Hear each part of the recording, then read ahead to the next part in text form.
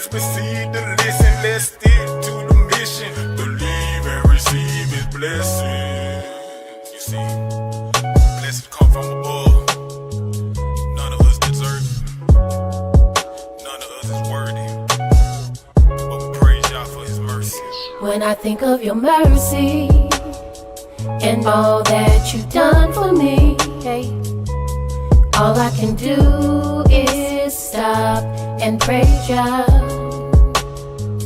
When I think of Your mercy and all that You've done for me, all I can do is stop and praise Ya, praise Ya, praise Ya.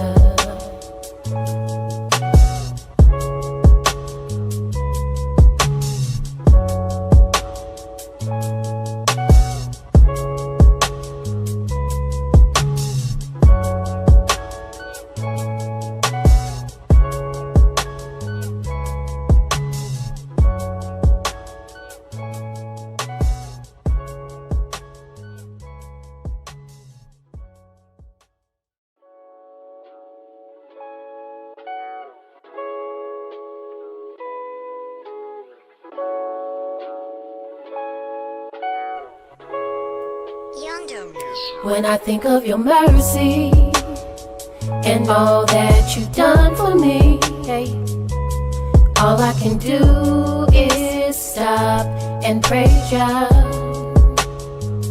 When I think of Your mercy and all that You've done for me, all I can do is stop and praise Ya, praise Ya, praise Ya. Really gotta stop, like praise Ya. Stop and praise the ancient of days. Teary-eyed with a smiling face, the praise You gave was already ordained. Stop and praise for keeping you in your lane. Give a praise for breaking off them chains. Before you let somebody steal your praise, think about the spirit in which they came. Think about the energy they gave. Is it worth it? Nope, never, no way. Kingdom we broke into a praise dance. I praise Yah for D4 hug daps. Praise Yahweh for the congregation, and I praise Him for the angels, the elders, and all their dedication. See, this truth, it'll cut you, heal you, it'll make or break you. This is a spiritual walk, it's a spiritual ride. Just don't despise the chastisement when you get chastised. You a son, not a bastard, right? You gon' get chastised. It's a spiritual ride, just vibe. Yeah, just vibe. We gon' ride. All praises to the Most High. When I think of Your mercy and all that You've done for me, all I can do is stop and praise Ya.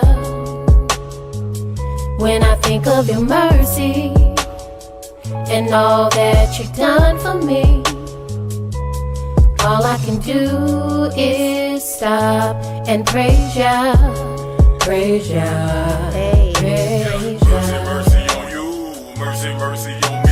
They say the truth has set you free. See, prophecy been fulfilled for real. Now what the deal? We giving praise to the God of Israel. Cause it's real out here. People get killed out here. They robbing steal out here. It's getting hard out here. The love of many wax cold from what I hear. But we backed by the Most High, so who shall you feel? You gotta be bold and righteous to live. The flesh is exceedingly wicked. Sin deceiving is vicious. Repentance needed to fix it. His mercy too exquisite to miss it. Just receive the lesson. Let's stick to the mission. Believe and receive His blessing. You see, blessings come from above. None of us deserve it. None of us is worthy. But we praise Y'all for His mercy. When I think of Your mercy and all that You've done for me, all I can do is stop and praise Ya. When I think of Your mercy and all that You've done for me, all I can do is stop and praise Ya, praise Ya, praise Ya.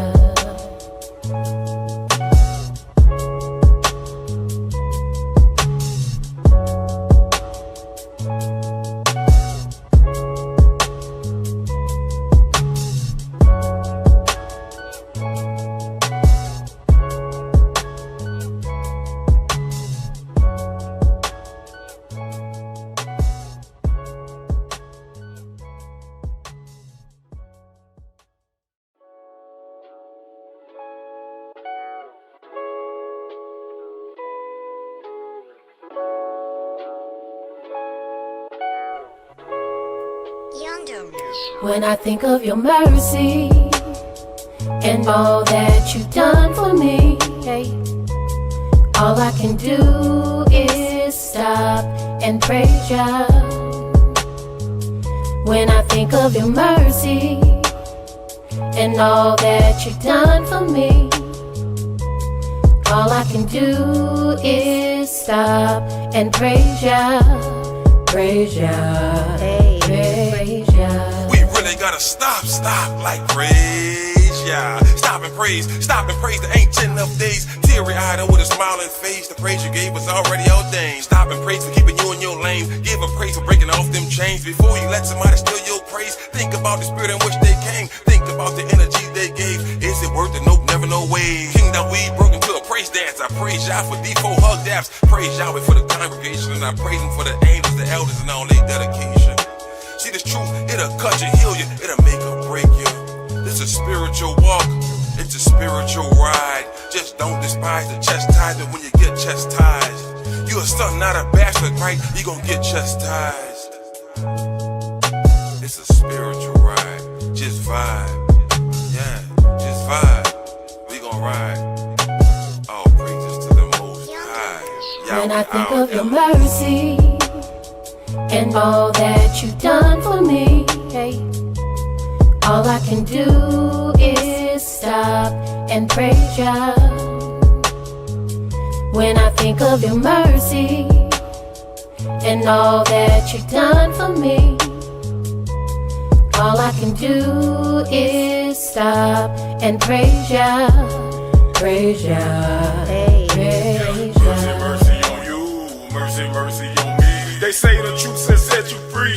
See prophecy been fulfilled for real. Now what the deal? We giving praise to the God of Yisrael, cause it's real out here. People get killed out here. They robbing still out here. It's getting hard out here. The love of many wax cold from what I hear. But we backed by the Most High, so who shall you feel? You gotta be bold and righteous to live. The flesh is seething and wicked. Sin deceiving is vicious. Repentance needed to visit. His mercy too exquisite to miss it. Just proceed to listen. Let's stick to the mission. Believe and receive his blessing. You see, blessings come from above. None of us deserve it. None of us is worthy. But we praise y'all for his mercy. When I think of your mercy and all that.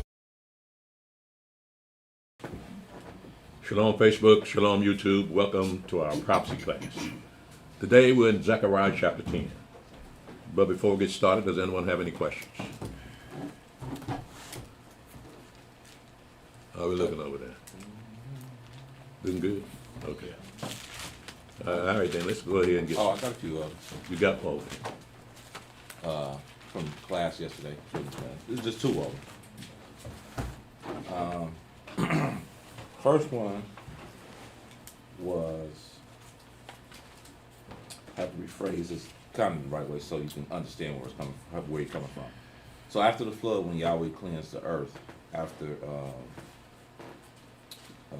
Noah and Yahweh seen everything that was going on to cleanse the earth, one of the children wanted to know why did sin still come upon the earth? Why did sin still come upon the earth? After that. Well, it's not like the sin was washed away. It's the people that committed sin was washed away. Right, and they equated that to the people with sin. So Yeah, but sin was still in the earth. sin was still on the earth. Yeah. Right. Okay. Yeah, you got to understand that why were people acting such a fool back in them days? Right? Violence in the land and corruption. Why was that? Because of Satan. Yeah, when he flooded the earth, it didn't wipe Satan off there. Right. Right. Satan's still here. He's still here. And so, even though you had 8 people that were saved from that flood, right? Right. Well, that they still flesh, so they still could be affected by Satan. Mm-hmm. Look at what happened to Ham. Saw his father's nakedness, didn't he? Right. Mm-hmm. And went and told his brother. So Noah was offended by that and cursed his son Canaan.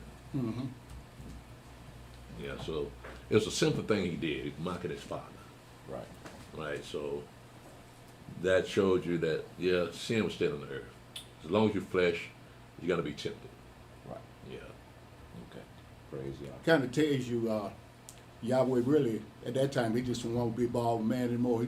He was more concerned about his creation than inhabitants at that time, Right, because they had to defile the earth. right. Yeah. Okay. Praise, I appreciate that, Elder. I will convey that message.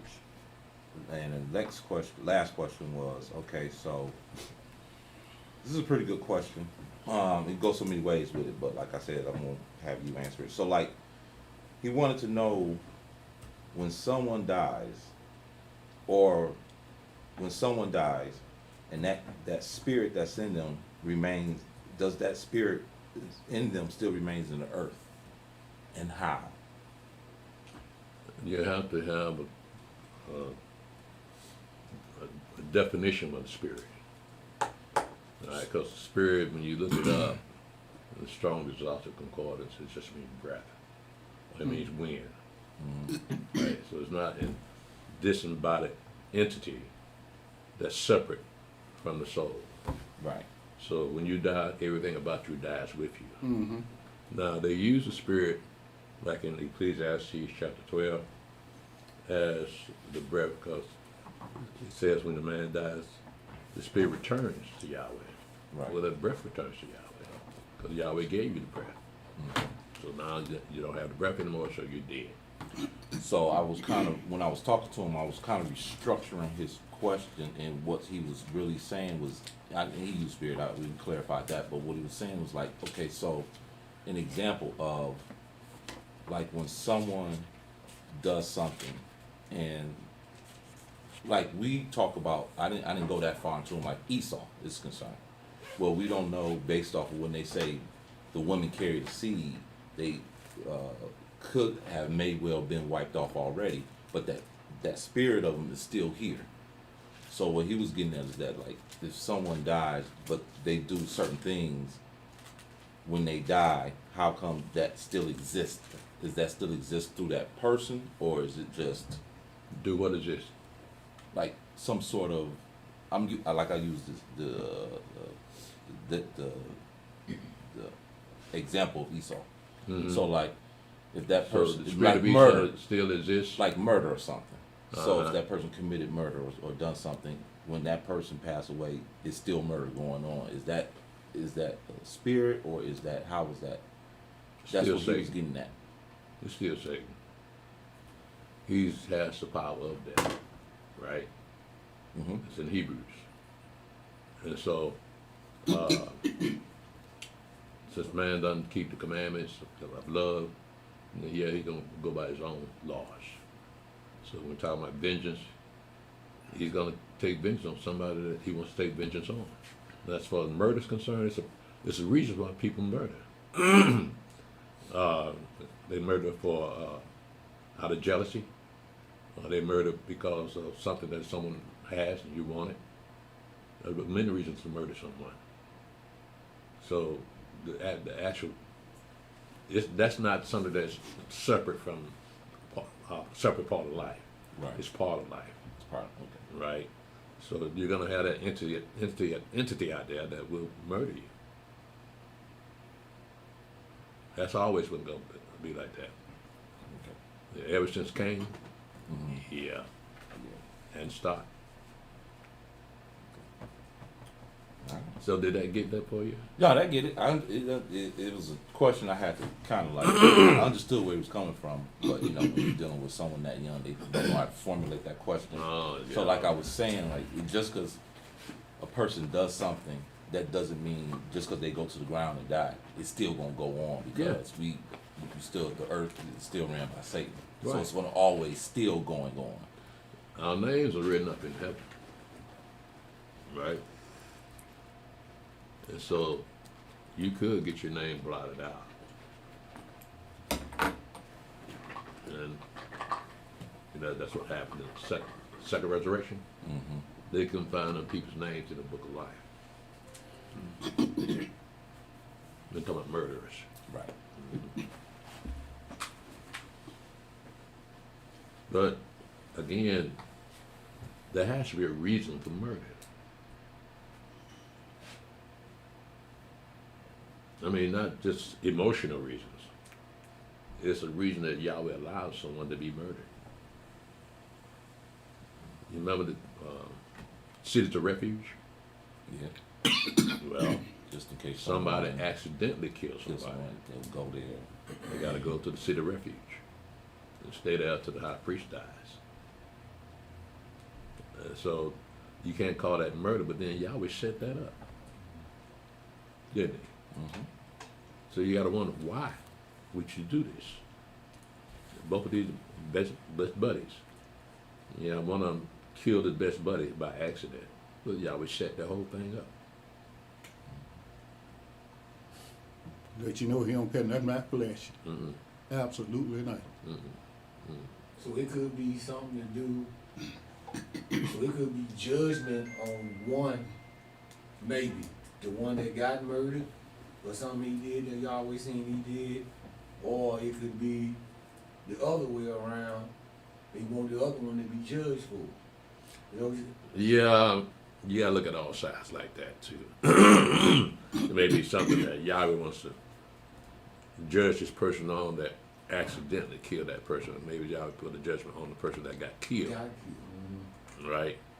Well, the innocent man that accidentally killed him, Yahweh gave him a city of refuge to run to. But a murder, he can't go there, Right. right? But then, if Yahweh, now we know Yahweh put the accidental killing on. He's part of that, right? Now, what makes a person murder someone? Go back to Cain and Abel, It's an emotion. right? Who really killed Abel? This is the first murder, right? Mm-hmm. Who really killed Abel? Pretty much, he was of Satan's seed, wasn't No, look at what the Mashiach said. The Mashiach told the Jews, "You're the father of the devil. The father's the devil, right? He was a murderer from the beginning. Yeah. So that's where the murder actually. Yeah, from the devil. From the devil. Yeah, First lie and first murder.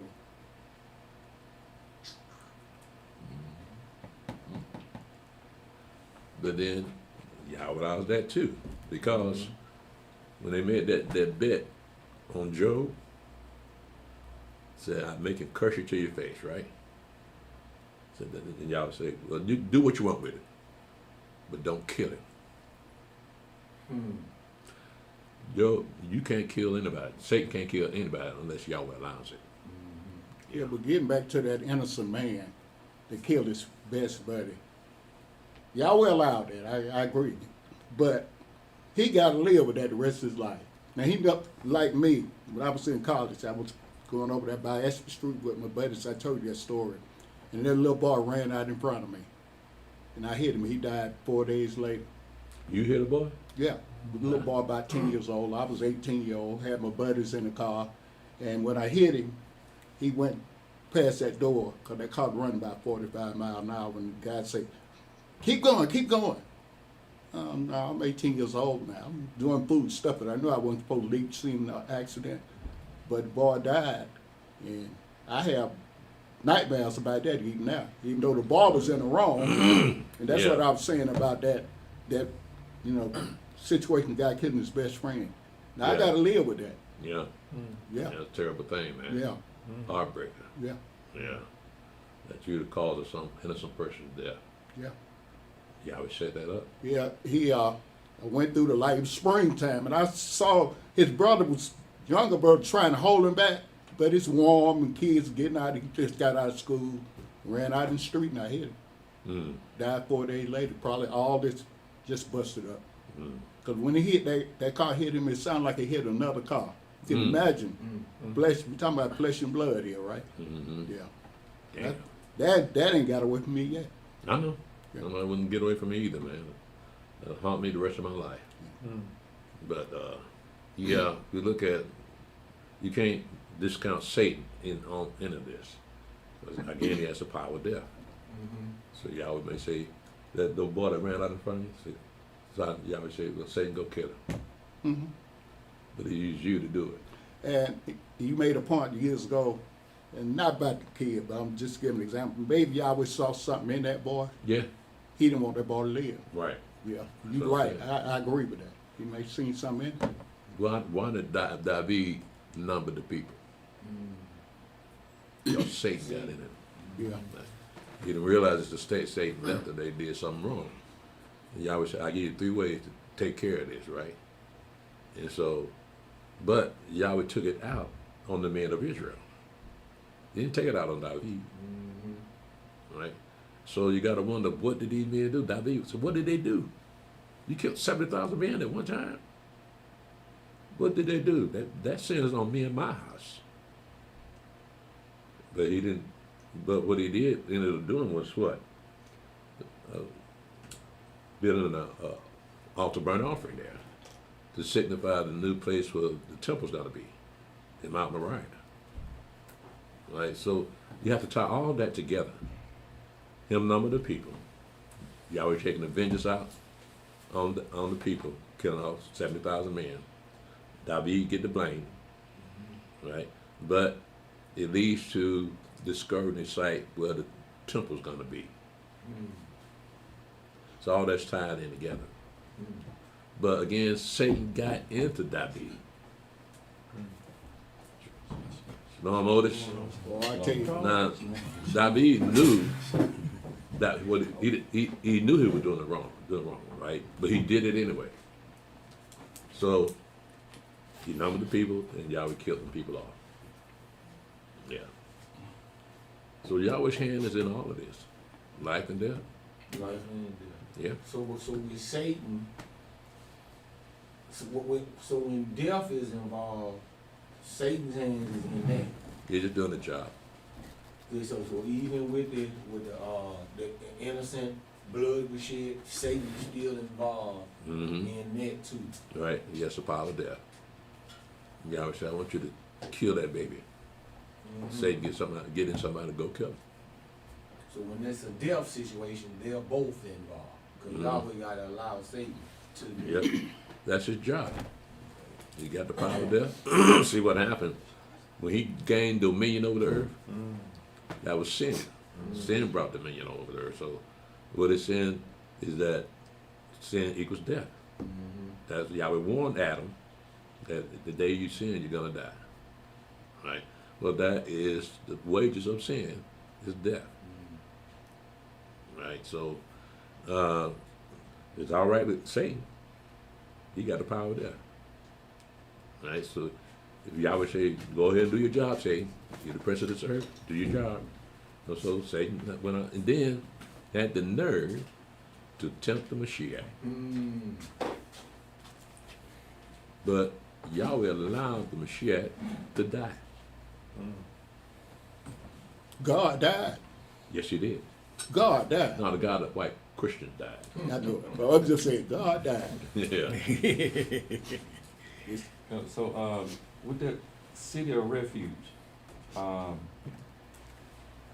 allowing whoever, So that's Yahweh's mercy right there. that's mercy. So if a person, the family does something to them, kill them, will they be also caught for committing sin? If they, Yeah, that is a sin. So that is a sin, but they just he's in the city of refuge. Uh-huh. You come in there and kill him.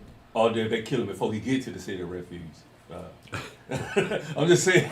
I just wondering, but it's still murder if you kill him regardless. Yeah. So Yeah, I'm just especially since the wondering priest is there. that. He ordained that they go to the city. You can't stop him from going to that city. That's the law. So if they break that law by killing that man, then they got to die. Okay. Because that'd be murder. Mm-hmm. He's under the protection of the high priest. No matter if he just get into the city, he's still under the protection of the high priest. Okay. But those Catholics, they mimicked that thing. Well, when they had somebody that was a murderer or something like that, he could actually go in the church, and he was under the authority of the Catholic priest. You know, we had movies and stuff about that. Yeah, I got moved. Yeah, I didn't know it was like that. yeah. With the Catholic Church, yes. So what did he do? Go in the confessional booth, confess that he murdered somebody?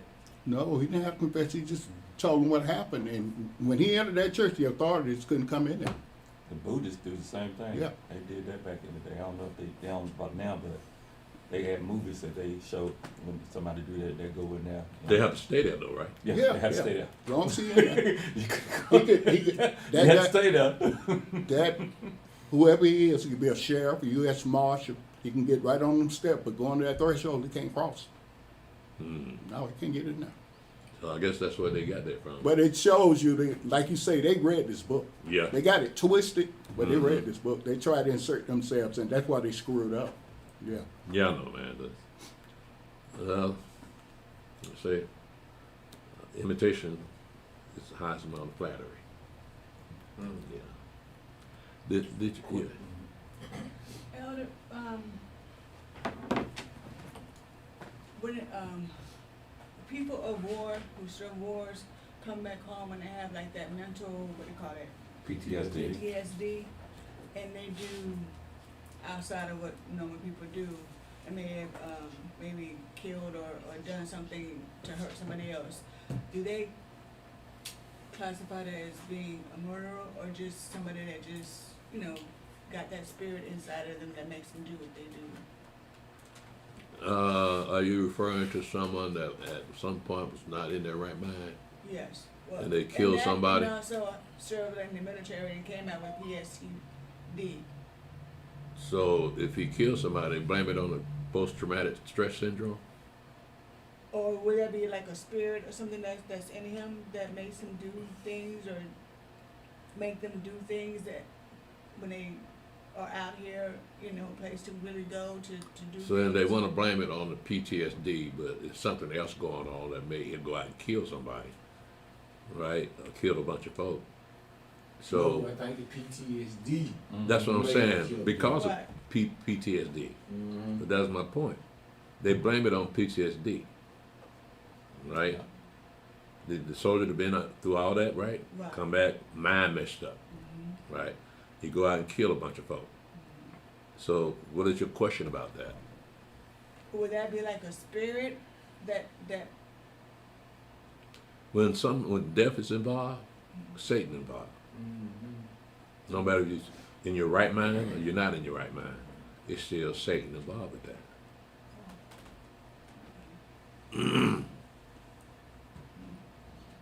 So it meant whoever it was, the names up in heaven had an expiration date. So when that date shows up, Satan go to work. Jump in one of them crazy people's mind and let them blow them away. So we again, our names are written up in heaven, right? And some of us have expiration dates. We don't know what they are. That made me think about something. So, Elder, I know Yahweh sent Israel to fight wars and stuff like that. So, those battles and those people that they killed, it wasn't counted against them as far as sin. You Because we mean got war? Yeah, People that kill people in war? yeah. That's- For now, not back then. I know Yahweh has told someone to kill some, so that wasn't imputed on them. But now you have wars and people go into wars. Is that still sin now? Because I know you fighting a war, you protecting yourself. But how is it? Is fighting a war and you're killing people, is that a sin? Is that the question? Yes. No, Okay. because wars are not murder. Okay. Wars are things of death, but it's not murder. It's not somebody sat home and thought about doing. Mm-hmm. These are just men fighting men. Yeah. Nothing personal is. Nothing personal. Okay. It's trying to win a war. Yeah. Yeah. Now the question is, how would they be judged? How would people that die in wars be judged? I I think. mean, if they fighting wars, Yeah. right? Will they be judged for the lives they took in the war, or will they be judged for other things they did outside of the war? Other things outside. Mhm. Yeah. But that's when that PTSD kicks in, right? So right at that point, this man is not in his right mind. All he knows is that he got to kill somebody. Well, that names maybe had an expiration date on it that he killed. Mm. And Satan used that. Yahweh told Satan, go get him. So Satan used the crazy man to go kill somebody. You know, that's something the Christians can't figure that one out. They talk about that on the job. 6th commandment says thou shalt not kill, right? Mm-hmm. But Yahweh here tell his people, I want you to go over there and kill them Amalekites, for Mhm. example. I want you to kill them for what they did to my people 400 years before. Right. Yeah. Right. So that kind of throws it off. But I can see why they started at what they call the Old Testament. Yeah. They don't understand. Yeah. They don't understand the New Testament either. Yeah. But nevertheless, Yahweh's in control of all this. Right? Whether you live or whether you die. So if it's time for you to die, he tells Satan, go get it. Time for him to die. Mm-hmm. I've used what he told me one time before. He told pretty much the congregation the wording "thou shalt not kill" should be "thou shalt not murder." And I'm not, but I didn't think about war. But I was just talking about in life. I was like, it should be "thou shalt not murder" because you killing somebody. Just say somebody came up trying to do something. You come in your house and you kill them. You know, that's not murder. No. But if you going out driving down the street and shooting, that's murder. Right. So it should be "thou shalt not murder." Right. But I know people say Yahweh told them to go in and kill them. It's like, no, that's not murder. But it just made me think about wars that we have now when you answer that question. Yeah. Yeah. It's a different ballpark than the personal responsibility. One more before you go into class. I was talking to a brother the other day. You know, he asked me about God, that I believe in God. And he said, we started talking about presidents. You know, he putting Trump down and all that. And he said, Jimmy Carter was a good president. I say, why? He said, God allowed him to live 100 years. So what the hell they got to do with anything? I say, he let the wicked live until the day of judgment. He let them live a long time. What are you talking about? It just shows. You talking to black people, right? Yeah. They served one term. He was a good man because he allowed him to live 100 years. He might live 100 years, but when he died, he didn't even know his name. What kind of life is that? Well, I mean, he might have worked on Jimmy Carter peanut farm. Yeah. So he always paid him good salary. So he can say something nice about his boss. They love that Jimmy Carter, but they don't know what happened in Plains in the early 60s with Jimmy Carter. Jimmy Right. Carter got a bad history I know. down there in Plains, Georgia. I know. He was top Klansman, I know. but you can't tell black folks that. No. Black folks don't use the brain. They let the television tell them what to think. Yeah. Yeah. Yes, sir. You know that, as you were saying, like we live in Satan dominion, Mm-hmm. and I often think about that. How we grow up in this dominion of sin, and until y'all open our eyes to see what His law says, and then we see the judgment of the law.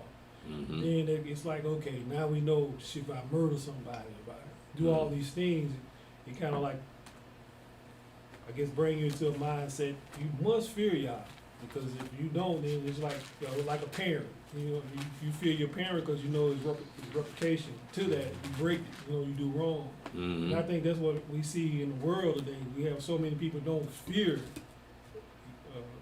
They say God. They have no fear for Yahweh. That it's no surprise at what people may do. Yeah, we've been done a very great disservice here in America by the Gentiles splitting up the black household on welfare. So there ain't no fathers in the house anymore. So them children grow up wild and out of control. They don't think nothing to death. They live young, fast, and then they die. Right. Yeah, they don't care nothing about life. Yeah. Yeah, because they have no direction. They had no one to teach them about life. Trying to figure this thing out by themselves, they can't figure it out. The mama can't help them because she's a woman. This young man trying to be a man, he don't know how to go about being a man. Yeah, he think hanging out with boys, with them gangs, and get a reputation about yourself as some tough guy. He think that's a man. Yeah, but he has the wrong impression. You right, that song that Tupac Shakur made by Mama, Dear Mama, says everything you just said. Oh, Said when his dad died, said he didn't even cry because his dad was a stranger. Right. Raised by his mom. Look what happened. Boy died at 25 years old. Yeah. Yeah, well, you can't stop that street, Satan in the streets. And he's trying to grab as many young black people as he can. Because again, it's a calculated effort to destroy the black household. Mm-hmm. By taking the man out of the equation, just serve the woman, take care of being the dad or the husband. That's what the government is doing. We've always said that. And so now you got to the point where women say, we don't need no man. Mm-hmm. Right? Terrible. But now, lately, I've been hearing some different tones. Because the women losing their jobs, and they're finding out it's really hard raising them children by herself. See, women, normally, they didn't work all the time like they do today. They would stay at home, raise their family, and clean up the house, keep the house clean and everything. The dad to go to work, come on back. Simple. But that civil rights movement, that feminism, that opened up the door for women to advance Mm-hmm. and start making more money than the man. What she need a man for?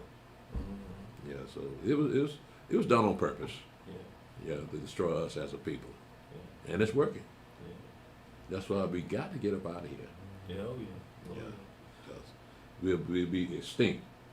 Mm-hmm. Yeah, none of us be left. Yeah. That's true, because man, my pops, 89, when he can say something to me and take me back when I was young, make me stop. Well, it was like, man, like, hold on, ain't that guy no more. Well, you must fear your father. Yeah, Because he's supposed to instill that fear at a very young age. yeah, he did. And that's what my daddy did to me. And that's what happened. Like, for instance, you see a brother about 6'8", and dad about 5'2". He's still scared of it. He's dangerous, man, a little short. You put that fear of death in them at an early age, so they'll always fear you, always respect you. Yeah, so that was good parenting, right? But you don't have that now. The young boys, young children ain't scared of nothing. You know, it was kind of, years ago I was out, I left the camp and went up the street, and a boy talking about, Happy Father's Day. I say, son, why you doing it? He's about 23, 24. I say, do you know where your dad at? I ain't never seen him. We celebrating Father's Day. They never seen his dad. Don't know who his dad was. Yeah, about probably 90% of them boys Yeah, out a lot there. of They don't know who their daddy is. That's bad. Now knowing your daddy, and he ain't no good, but not even knowing who your daddy is. Yeah, That's tough. that's the life nowadays, man. You know, I think I told you, don't let you shut up. When I was in the high schools teaching, I was coaching the girls basketball team, and the coach came in. She's like, she had asked the girls. She said, how many of you guys got fathers at home? Mm-hmm. Out of all 12 girls, one. He was the stepfather. Stepdaddy. God, He was the stepdad. Mm. But none of them had a father. So it was like, when the coach was like, man, why do they always gravitate to you? I said, because he never had a father. And I guess they saw something that, took interest in. And what my thing is, because like, all these kids they was sex crazy. I'm like, man, you don't supposed to do that. You know you're not supposed to do that, right? And they was like, what do you mean, coach? I said, man, that's against the law. Y'all don't like that. And I look back at that, Elder, when Yahweh put me into the schools and I came into the truth. And man, how we used to open that book up and go through it, and how they gravitated to the truth. One time we was in the classroom, I said, man, look up what was the first ship that brought your people over here as slaves. So we went back talking. They hit the computer. So about 10 minutes later, they hollered, oh, coach. I said, what's wrong? They said, man, the good ship, Jesus, man, they been lying to us. They been lying to us. I said, do your research, man. I said, hey, there's a lot of things you've been lied to about. So you got to understand, man, this thing is about eternal life. Which way you want it. You know, be with your creator or away from your creator. It's gonna happen. Mm. So they were like, man, they always responded. So they loved to have Bible study. When we used to go in there, they loved it. And the worst kids loved it. Mm. The teacher like, man, what you doing with them kids? I ain't doing nothing but telling them the truth. Mhm. So it's amazing when you see the other side of how we see the kids, but man, that the side of them, there's so many hunger for the truth, but they don't understand what that truth is at. Right. Where's the truth at? They didn't son of the church.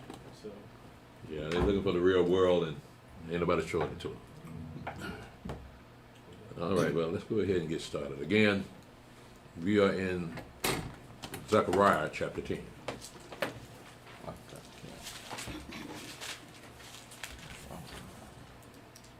Zechariah chapter 10, verse 1. Ask ye of Yahweh rain in the time of the latter rain. So Yahweh shall make bright clouds, and give them showers of rain to everyone grass in the field. Mm-hmm. For the idols have spoken vanity, and the diviners have seen a lie, and have told false dreams. They comfort in vain, therefore they went their way as a flock. They were troubled because there was no shepherd. Mine anger was kindled against the shepherds, and I punished the goats. For Yahweh of hosts have visited his flock, the house of Yehudah, and have made them as his goodly horse in the battle. Mm-hmm. Out of him came forth the corner, out of him the nail, out of him the battle bow, out of him every oppressor together. Mm-hmm. And they shall be as mighty men, which tread down their enemies in the mire of the streets in the battle, and they shall fight, because Yahweh is with them, and the riders on horses shall be confounded. Mm-hmm. And I will strengthen the house of Yehudah, and I will save the house of Yosef, and I will bring them again to place them. For I have mercy upon them, and they shall be as though I had not cast them off. For I am Yahweh their Elohim, and will hear them. And they of Ephraim shall be like a mighty man, and their heart shall rejoice as through wine. Yea, their children shall see it and be glad. Their heart shall rejoice in Yahweh.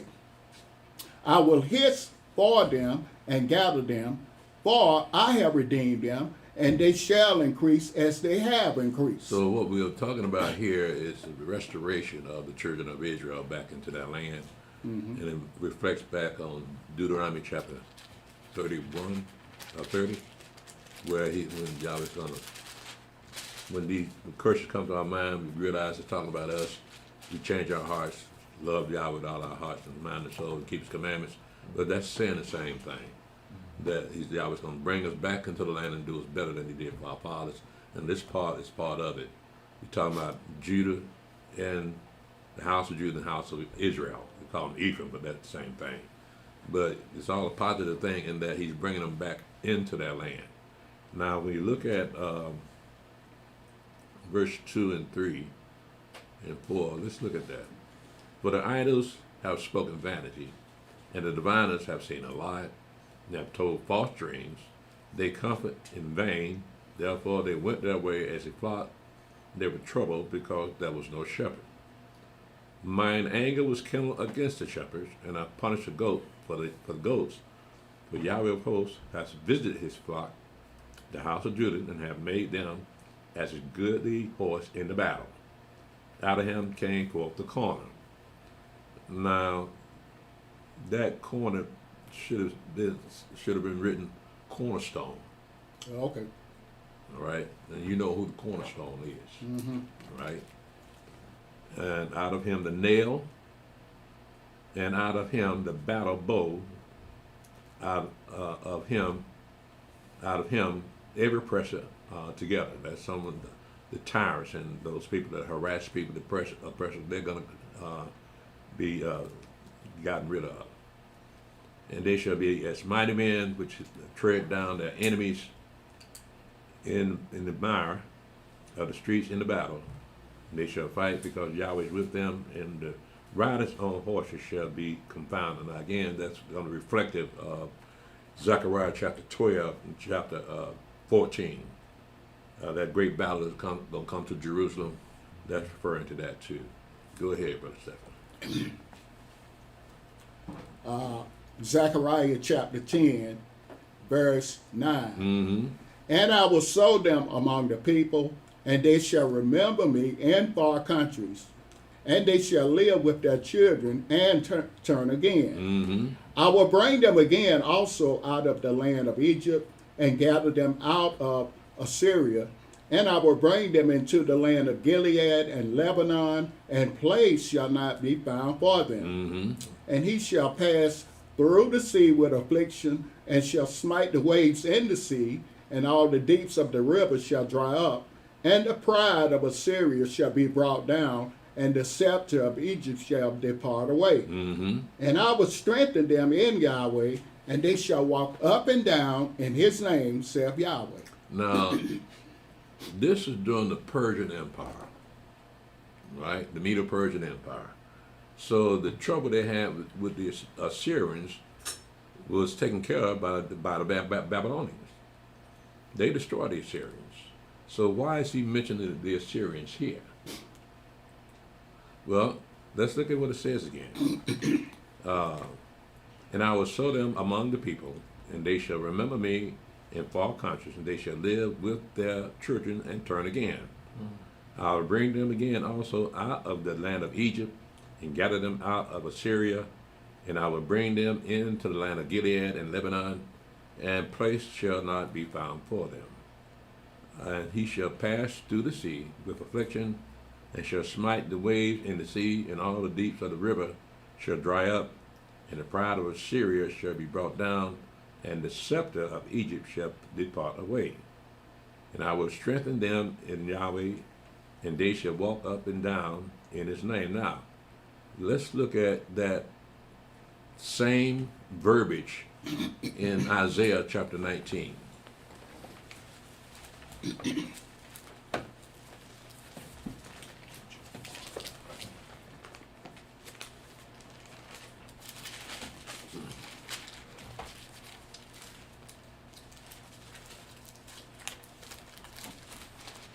Now, let's pick this up in Isaiah chapter 19, verse 16 to verse 25. Isaiah chapter 19, verse 16. Mm-hmm.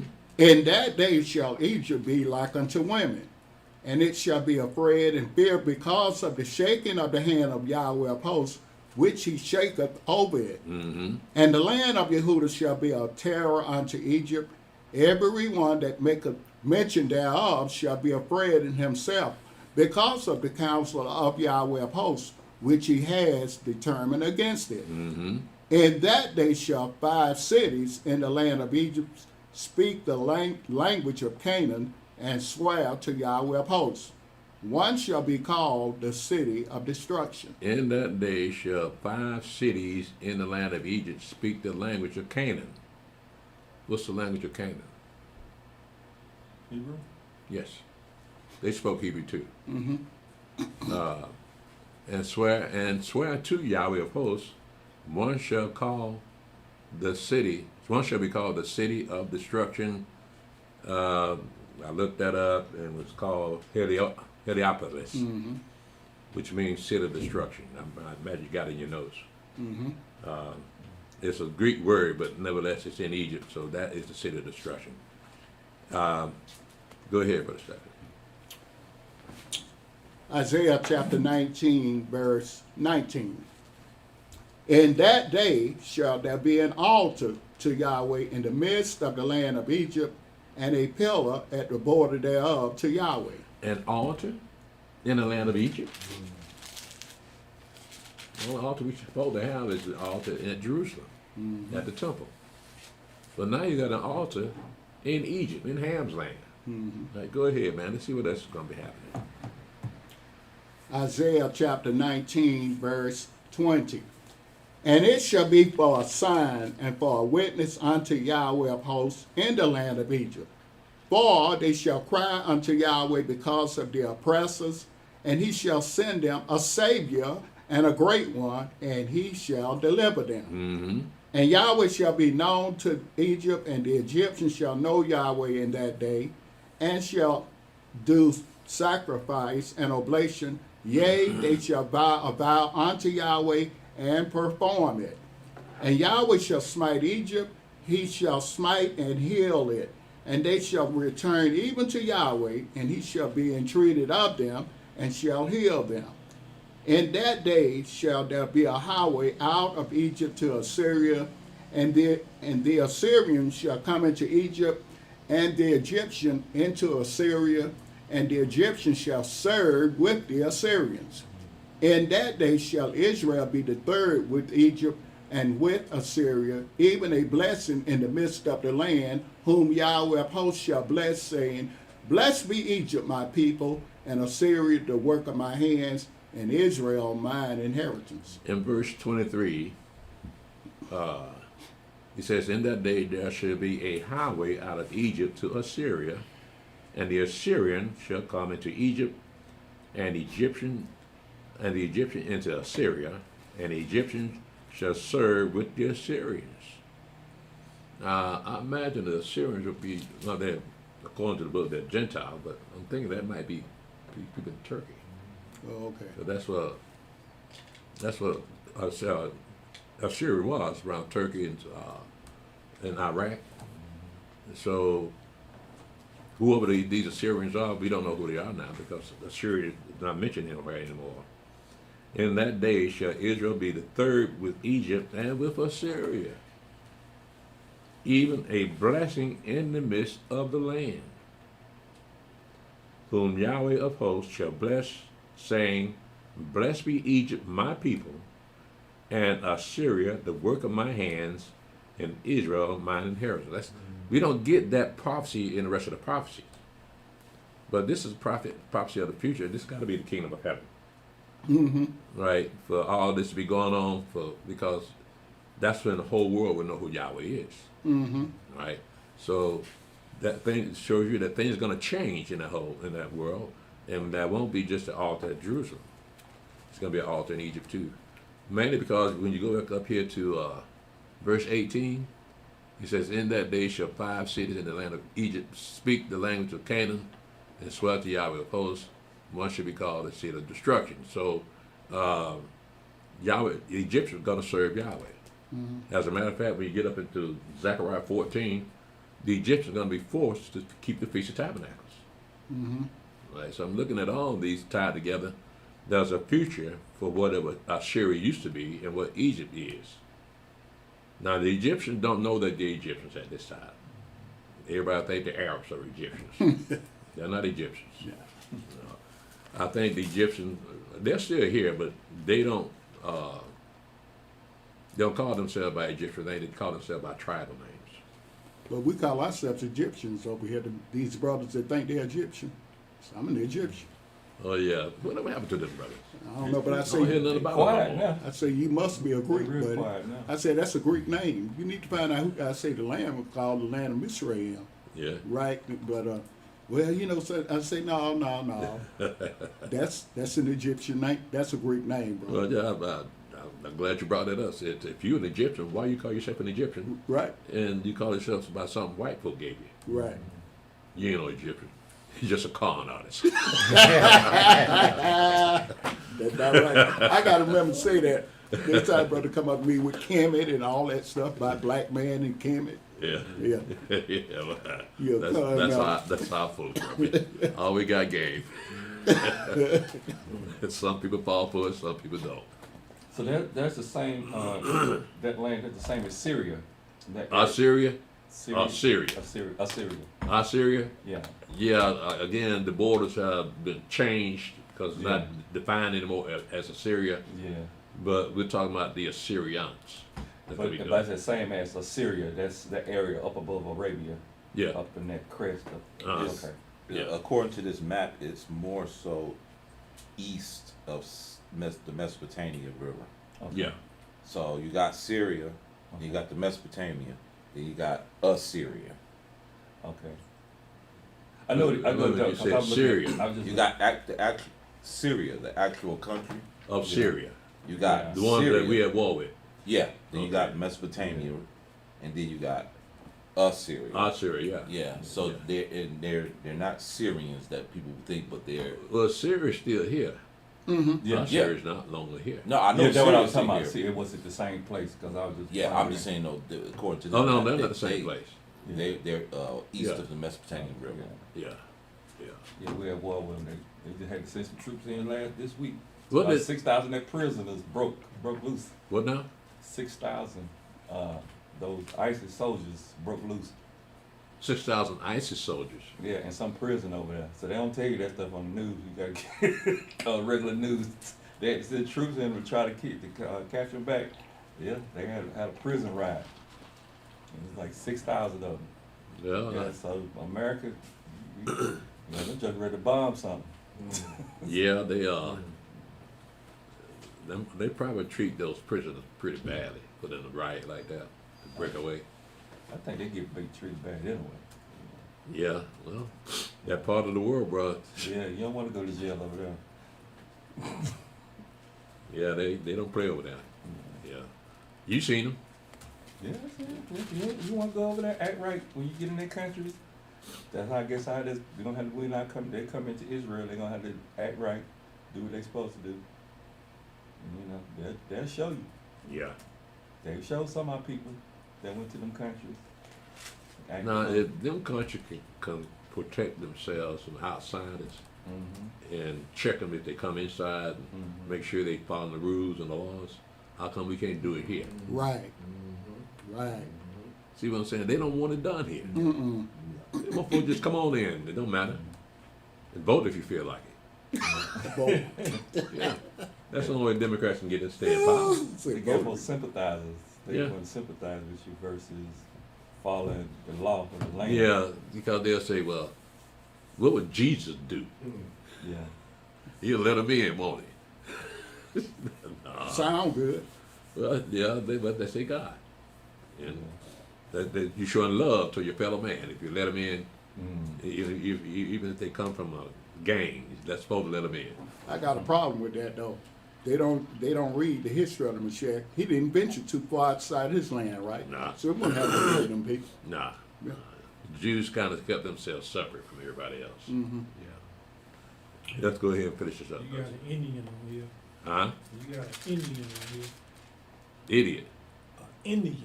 Indian. Yeah. But on this, how do you say Shalom in Indian?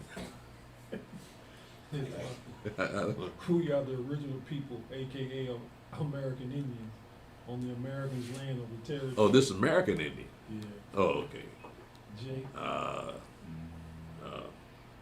What we do now, Kimasabi?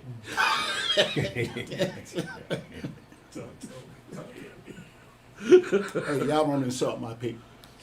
Oh yeah, I forgot. I'm sorry, Steve. Blackfoot. Yeah. No, he's Cherokee. I thought it was Blackfoot. He just looked Blackfoot.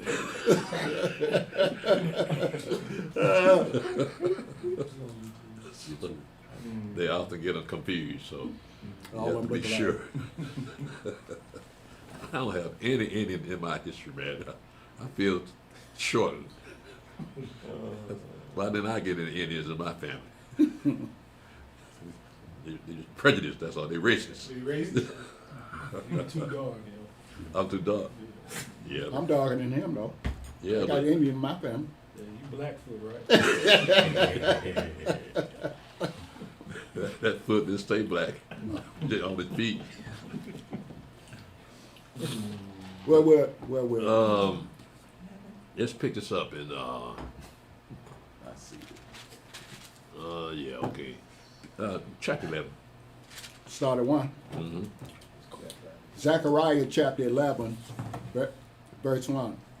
Open thy doors, O Lebanon, that the fire may devour thy cedars. Mm-hmm. Howl, fir tree, for the cedar is fallen, because the mighty are spoiled. Howl, O ye oaks of Bashan, for the forest of the vintage is come down. There is a voice of the howling of the shepherds, for their glory is spoiled, a voice of the roaring of young lions, for the pride of Jordan is spoiled. Thus saith Yahweh my Elohim, feed the flock of the slaughter, whose possessors slay them, and hold themselves not guilty, and they that sell them say, blessed be Yahweh, for I am rich, and their own shepherds pity them not. For I will no more pity the inhabitants of the land, saith Yahweh. But lo, I will deliver the men, every one into his neighbor's hand, and into the hand of his king, and they shall smite the land, and out of that land I will not deliver them. Now, something like Yahweh's wrath is being poured out on his own people, on his own land. Let's see why. Go ahead, Steph. Zechariah chapter 11, verse 7. And I will feed the flock of slaughter, even you, O poor of the flock. And I took unto me 2 staves, the one I call Beauty, and the other I call Bands, and I fed the flock. 3 shepherds also I cut off in 1 month, and my soul loathed them, and their soul also abhorred me. Then said I will not feed you. That dieth, let it die. And that is to be cut off, let it be cut off. And let the rest eat every one the flesh of another. Mm-hmm. And I took my staff, even Beauty, and cut it asunder, that I might break my covenant which I had made with all the people. Mm-hmm. And it was broken in that day. And so the poor of the flock that waited upon me knew that it was the word of Yahweh. Mm-hmm. And I said unto them, if you think good, give me my price, and if not, forbear. So they weighed for my price 30 pieces of silver. Now this connects up with why Yahweh is destroying this city. That 30 pieces of silver, well, that's what they paid Judas Iscariot to betray the Mashiach. Mm-hmm. So it's all tied in them rejecting the Mashiach. They poured his wrath out on his people. So you look at what happened in Jerusalem 39 years later, in 7 AD. That's Yahweh's wrath being poured out on his own people. Right? They rejected the Mashiach, then they sold him to death. Wow. Right? Go ahead, brother. So, quick question. So at verse 7, in that state, one called Beauty, and the other was that the Mashiach and Israel, or it was just? No, that is Yahweh's covenant with the 2 types of his flock. Those are poor of the flock.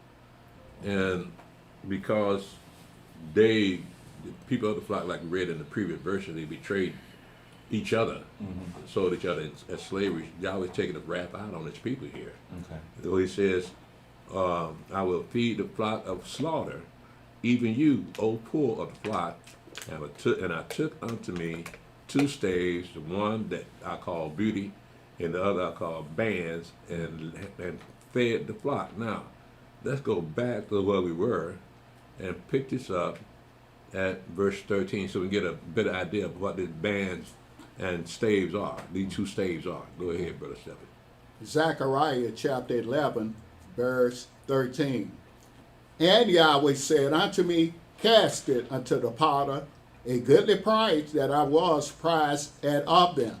And I took the 30 pieces of silver and cast them to the potter in the house of Yahweh. Mm-hmm. Then I cut asunder mine other staff, even Bands, that I might break the brotherhood between Yehudah and Israel. Mm-hmm.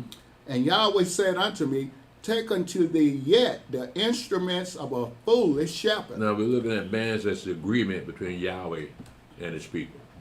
So Yahweh broke the staves to let people know that, yeah, because you did this, I'm breaking my covenant with you. Right? But again, that was just for that particular time. Because all that's been already done. But I find it interesting the way they put it. This is not prophecy. This has already happened. Mm-hmm. But I want to go there to see the actual wording of this prophecy and see that it's not something that an ordinary Christian could understand. So you got to know your history, understand what we're talking about here. So we know the history, what they did to the Mashiach and what the Roman Empire did to them.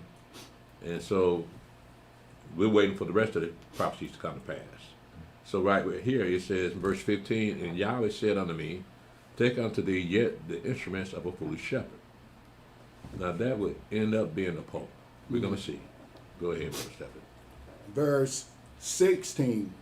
For lo, I will raise up a shepherd in the land, which shall not visit those that be cut off, neither shall seek the young one, nor heal that is broken, nor feed that standeth still, but he shall eat the flesh of the fat and tear their claws in pieces. Woe to the idle shepherd that leaveth the flock! The sword shall be upon his arm and upon his right eye. His arm shall be clean dried up, and his right eye shall be utterly darkened. So again, that references Daniel chapter 11 in that one world order. And that king that's going to be over that one world order, and we recognize him as the Pope because of Revelation 13, when you count the number of the beast, it's 666. Right? So he'll be part of that one world order. So that's what this is referring to, the one world order, 3.5 years of the one world order. And Yahweh's going to sound the trumpets of destruction, the vials of wrath during that time. So a lot of things are going to be happening at 3.5 years. Go ahead, Brother Seth. Zechariah chapter 12, verse 1. The burden of the word of Yahweh for Israel, saith Yahweh, which stretches forth the heavens, and left the foundation of the earth, and formeth the spirit of man within him. Behold, I will make Jerusalem a cup of trembling unto all the people round about, when they shall be in the siege, both against Yehuda and against Jerusalem. Did y'all catch what we said, what we just read here in verse 1? It said, the burden of the word of Yahweh for Israel, saith Yahweh, we stretch forth the heavens and left the foundation of the earth, and formed the spirit of man within him. Right? Now, what kind of spirit is this? Is he forming that spirit in man, right? Is he talking about some type of direction or some movement, or is he talking about the breath? It's, like you say, it's personality, disposition. Hmm? Disposition of personality. Yeah, I know. But is it that, or is it just the breath? I think it's that. That? Okay. Go ahead, Brother Is Seth. is it how we think too? Well, that's what he said. It's, I got to be careful how we use the word spirit. In this case, it's talking about how we think, disposition. Yeah, so you look at the fight between David and Goliath. He's a young man running up on that big giant with just a sling in his hand. Who in their right mind would do that? So that would be the same thing as Samson when he brought the temple down. Was that spirit came upon him? Or would that Well, be with the same? David? Oh, David, and then also Samson when Samson? when he pushed the pillars down on the temple. Uh-huh. If that spirit came on, would that be sort of like the same type of spirit? With David, this verse 1. This verse 1, is it considered? Yeah, when we read, you're going to see yes. Okay, then. All right, we're going to read the rest of it. Go ahead, Brother Stephen. Zechariah chapter 12, verse 2. Mm-hmm.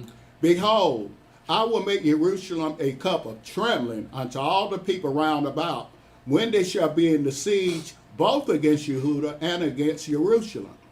And in that day will I make Jerusalem a burdensome stone for all people. All that burden themselves with it shall be cut in pieces, though all the people of the earth be gathered together against it. Now, this will happen after the 3.5 years. So once the 3.5 years is over, the prophecy still got to continue. So everything been poured out, everything been blown. So now these people here are those armies that gonna come up to Jerusalem because we're there. Yahweh with it. We're there, so the spirit gonna be moved in them. The spirit gonna move them to come and try to attack us, right? But Yahweh says He's gonna make Jerusalem a burdensome stone for all people. All that burden themselves with it shall be cut in pieces, though all the people of the earth be gathered together against it. Again, it's called you're there. Right? Go ahead, Brother Stephen. Zechariah chapter 12, verse 4. In that day, saith Yahweh, I will smite every horse with astonishment, and his rider with madness. And I will open mine eyes upon the house of Yehuda, and will smite every horse of the people with blindness. And the governors of Yehuda shall say in their heart, the inhabitants of Jerusalem shall be my strength in Yahweh of hosts, their Elohim. Mm-hmm. In that day will I make the governors of Yehuda like an hearth of fire among the wood, and like a torch of fire in a sheaf, and they shall devour all the people round about, on the right hand and on the left, and Jerusalem shall be inhabited again in her own place, even in Jerusalem. Yahweh also shall save the tents of Yehuda first, that the glory of the house of David and the glory of the inhabitants of Jerusalem do not magnify themselves against Yehuda.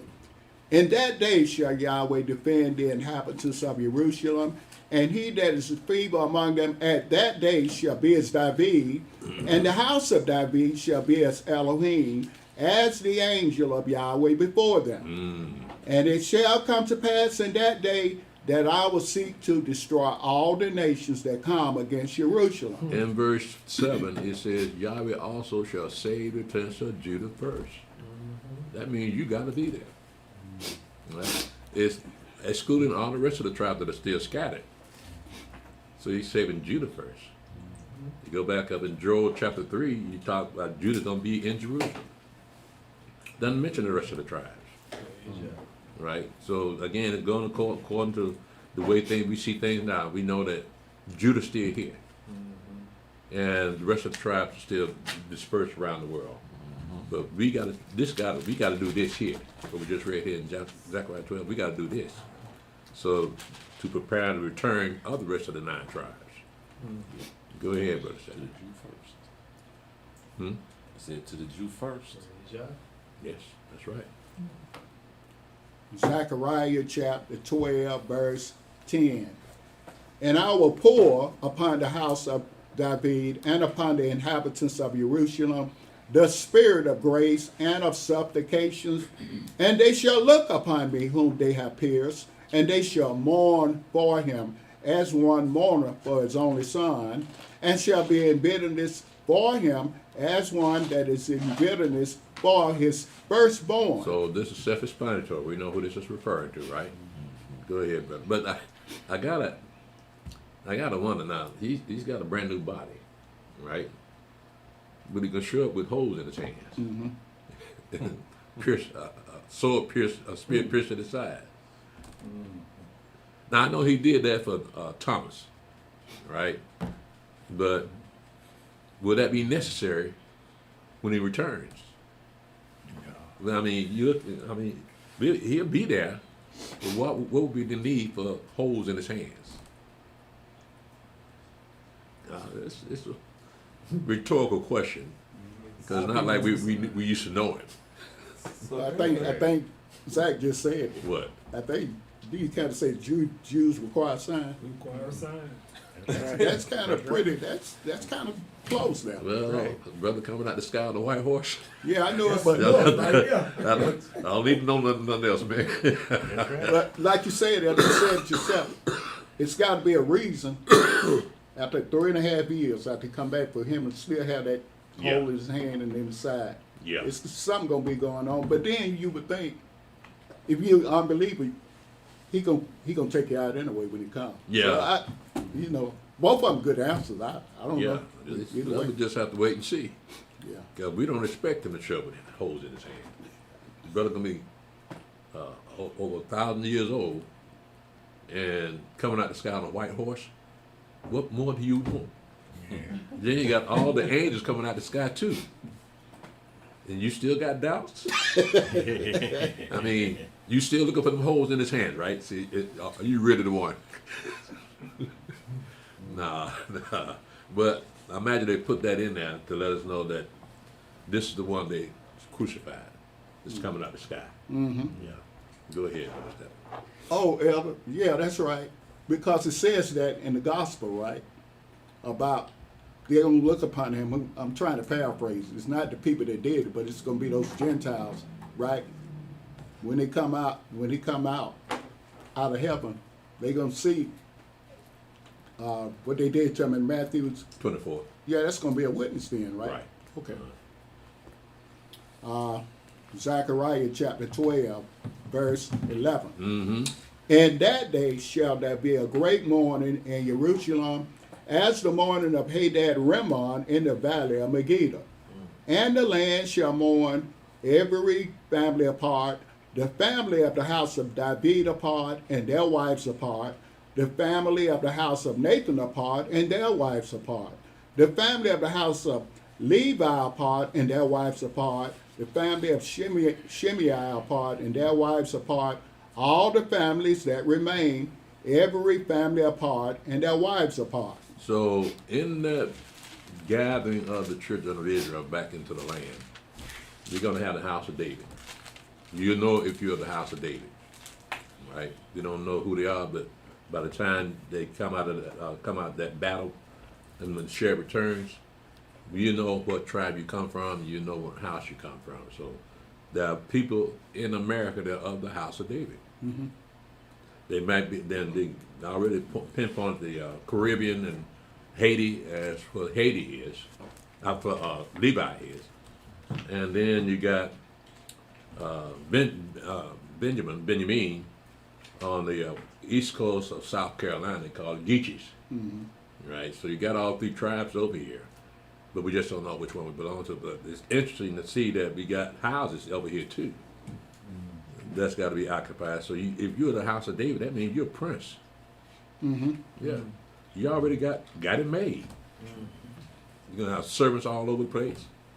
Then I think we mentioned earlier, I think it's in chapter 12. Chapter 10. We're gonna have governors too.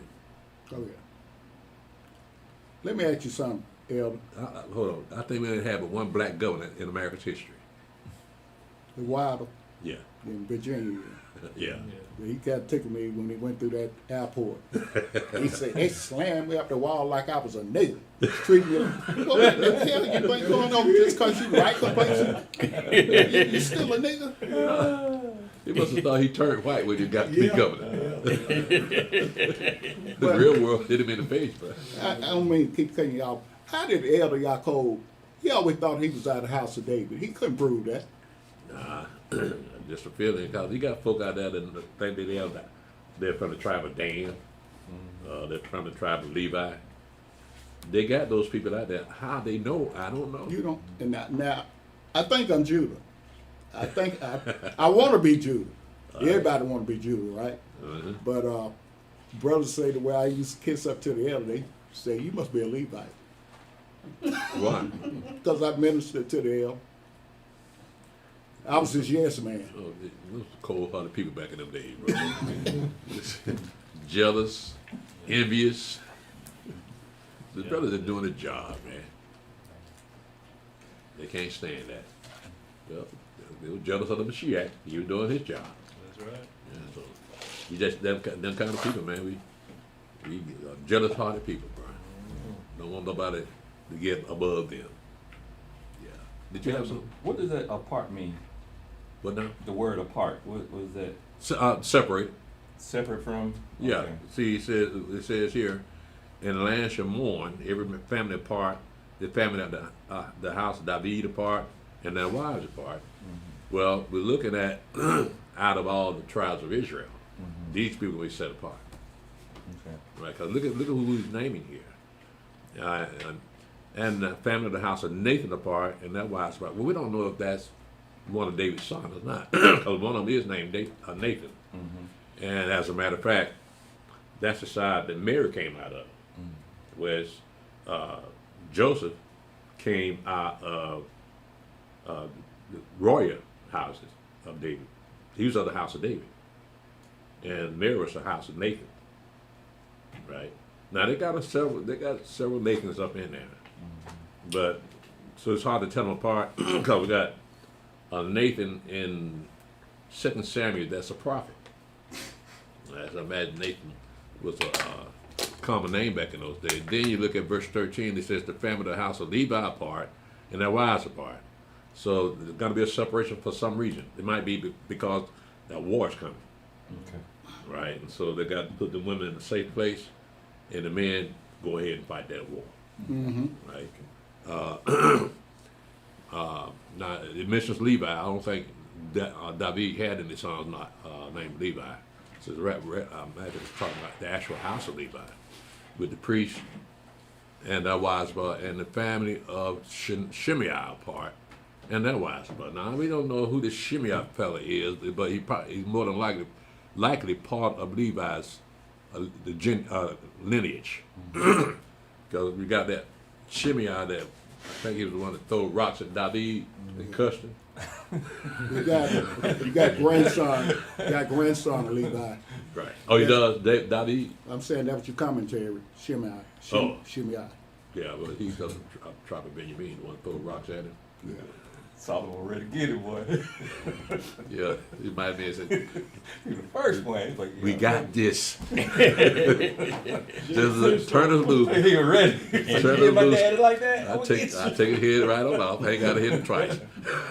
Rocks at my daddy. His people told on him. And he left King. Go ahead, sir. Zechariah chapter 13, verse 1. In that day there shall be a fountain open to the house of David and to the inhabitants of Jerusalem for sin and for uncleanness. Mm-hmm. And it shall come to pass in that day, saith Yahweh of hosts, that I will cut off the names of the idols out of the land, and they shall no more be remembered. And also I will cause the prophets and the unclean spirit to pass out of the land. Mm-hmm. And it shall come to pass that when any shall yet prophesy, then his father and his mother that begat him shall say unto him, Thou shalt not live, but thou speakest lies in the name of Yahweh. And his father and his mother that begat him shall thrust him through when he prophesied. That is serious. Your own daddy, your own mother kill you because you said you was a prophet. Well, you ain't got no business calling yourself a prophet with the Mashiach sitting on the throne. What you prophesied about? Why do you need to prophesy? So the father and mother, maybe to save their own life, they go ahead and kill this boy before you get them in trouble. Mm-hmm. Yeah. Go ahead, Stephen. Zechariah chapter 13, verse 4. And it shall come to pass in that day that the prophet shall be ashamed every one of his vision when he hath prophesied. Neither shall they wear a rough garment to deceive, but he shall say, I am no prophet, I am a farmer, for man taught me to keep cattle from my youth. And one shall say unto him, What are these wounds in thine hands? Then he shall answer, Those with which I was wounded in the house of my friends. Awake, O sword, against my shepherd, and against the man that is my fellow, saith Yahweh of hosts. Smite the shepherd, and the sheep shall be scattered, and I will turn mine hand upon the little ones. Now we know who the sheep are that got scattered. But who are these little ones? Israel? No, that Israel the sheep that got scattered. Anti-Israel. Uh-huh. Gentile. I was telling him it's anti-Israel. The little, and he said, I will turn mine hands upon the little ones. Anti-Israel. Okay. They're not little Israelite children. Yeah. No, I don't look at it like that because it when you read it, it jumped from I was a husbandman, then it jumped to I was in the house. So it's like he was saying something else, then all of a sudden he jumped to something else. From verse 6 down to 7, talking about the Mashiach. Yeah, the thing is, when you read the prophets, they're not always written as if they're in sequence. Because again, time has no bearing up in heaven. So these prophecies come from heaven, so they may mention something out of context with the other. It says in verse 6, and one shall say unto him, What are these wounds in thine hand? Then he shall answer, Those with which I was wounded in the house of my friends. Mm-hmm. So with that, you know who this is, right? Right. Awake, O sword, against my shepherd, and against the man that is my fellow, saith Yahweh of hosts. Smite the shepherd, and the sheep shall be scattered. Then they scattered when they grabbed the Mashiach, Peter, and the rest of them. They booked, didn't they? And I would turn my hand upon the little ones. So the little ones have to be those Gentiles. Yeah. Well, it says in Songs of Solomon, we have a little sister, she don't have no breasts, right? Right. Those are Gentiles. Those are Gentiles. Yeah. Right. Yeah, I got that. Zechariah chapter 13, verse 8. Mm-hmm. And it shall come to pass that in all the land, saith Yahweh, 2 parts therein shall be cut off and die, but the third shall be left therein. And I will bring the third part through the fire, and will refine them as silver is refined, and will try them as gold is tried. They shall call on my name, and I will hear them. I will say, it is my people. And they shall say, Yahweh is my Elohim. So we know what this is referring to, right? Ezekiel chapter 20. Ezekiel chapter 20, verse 32 to verse 38. That's when y'all gonna purge out all those people that transgress His law and rebellious. They got that covered in Ezekiel chapter 20. And so that said 2/3 should be cut off. That's a lot of people. But my question is this. Where you gonna bury the bodies? Because I'm looking at what happened with our fathers when they came out of Egypt and went into the wilderness. They got in fights. But then plus Yahweh poured a plague out on His own people. Now, what happened to the bodies? Now I know they didn't bury those bodies while Yahweh was there in the wilderness with them. So they had to take those bodies outside to another place. Now, I might have been 2 or 3 miles away. But when you got in a fight with them other folk, what happened to their bodies? Left them there. Left them there. Wow. And they're just now finding out that the Red Sea was parted. And the chariot wheels that was down in the Red Sea, you seen that? Yeah. I haven't seen. I heard about it. It was discovered. Yeah, it's, I think it's on YouTube, but they found the chariot wheels in the bottom of the sea. Wow. And they found something that looks like this hand of a person's hand, skeletized and got encrusted all over it. So that's a person there who lost his hand in the Red Sea. So you don't normally do that at the Red Sea. Yeah, they found that, and they also found the. Cause I remember I sent you something like that a few years back, and they also found the. I think the weapons that they were using to throw at them, spears or whatever. They found all that in like one area. At the Red Sea. Mm-hmm. There you go, man. So the story is true then. And if that's true, then the rest of the Bible is true. Yeah, so just what happens, it talks about us. I've been seeing some people on YouTube saying they hate, they won't accept a black Jesus. These are white people. They will never accept a black Jesus. Me neither. Right. Black Jesus. Yeah, ain't no such thing. Black folk want to be black so bad, but what good is that? They gonna lock him up. Yeah, you know that thing is ingrained. I remember Elder Yaakov was up at McDonald's, him and my dad and all the older guys used to go to McDonald's talk. So this one guy said, y'all watch me, I'm gonna do something. So he took a picture of Caesar Borgia, picture of Jesus Christ, right? And he was at the door, and all them little kids coming in when they got out of school at McDonald's. He said, who is this? That's Jesus. That's Jesus. That's Jesus Christ. Mm-hmm. Now, we had a picture of a brother. They wouldn't acknowledge that with little kids, our children, and even our grown-ups. Yeah, well, I'd probably say that's Ned, or whatever he was. Ned the wino. Ned the wino. That look like Ned the wino. Y'all know that's who that Red is. eyes. Wow, man. Good. Ned stayed drunk. Huh? Ned stayed drunk. Yeah, That's been part of my family.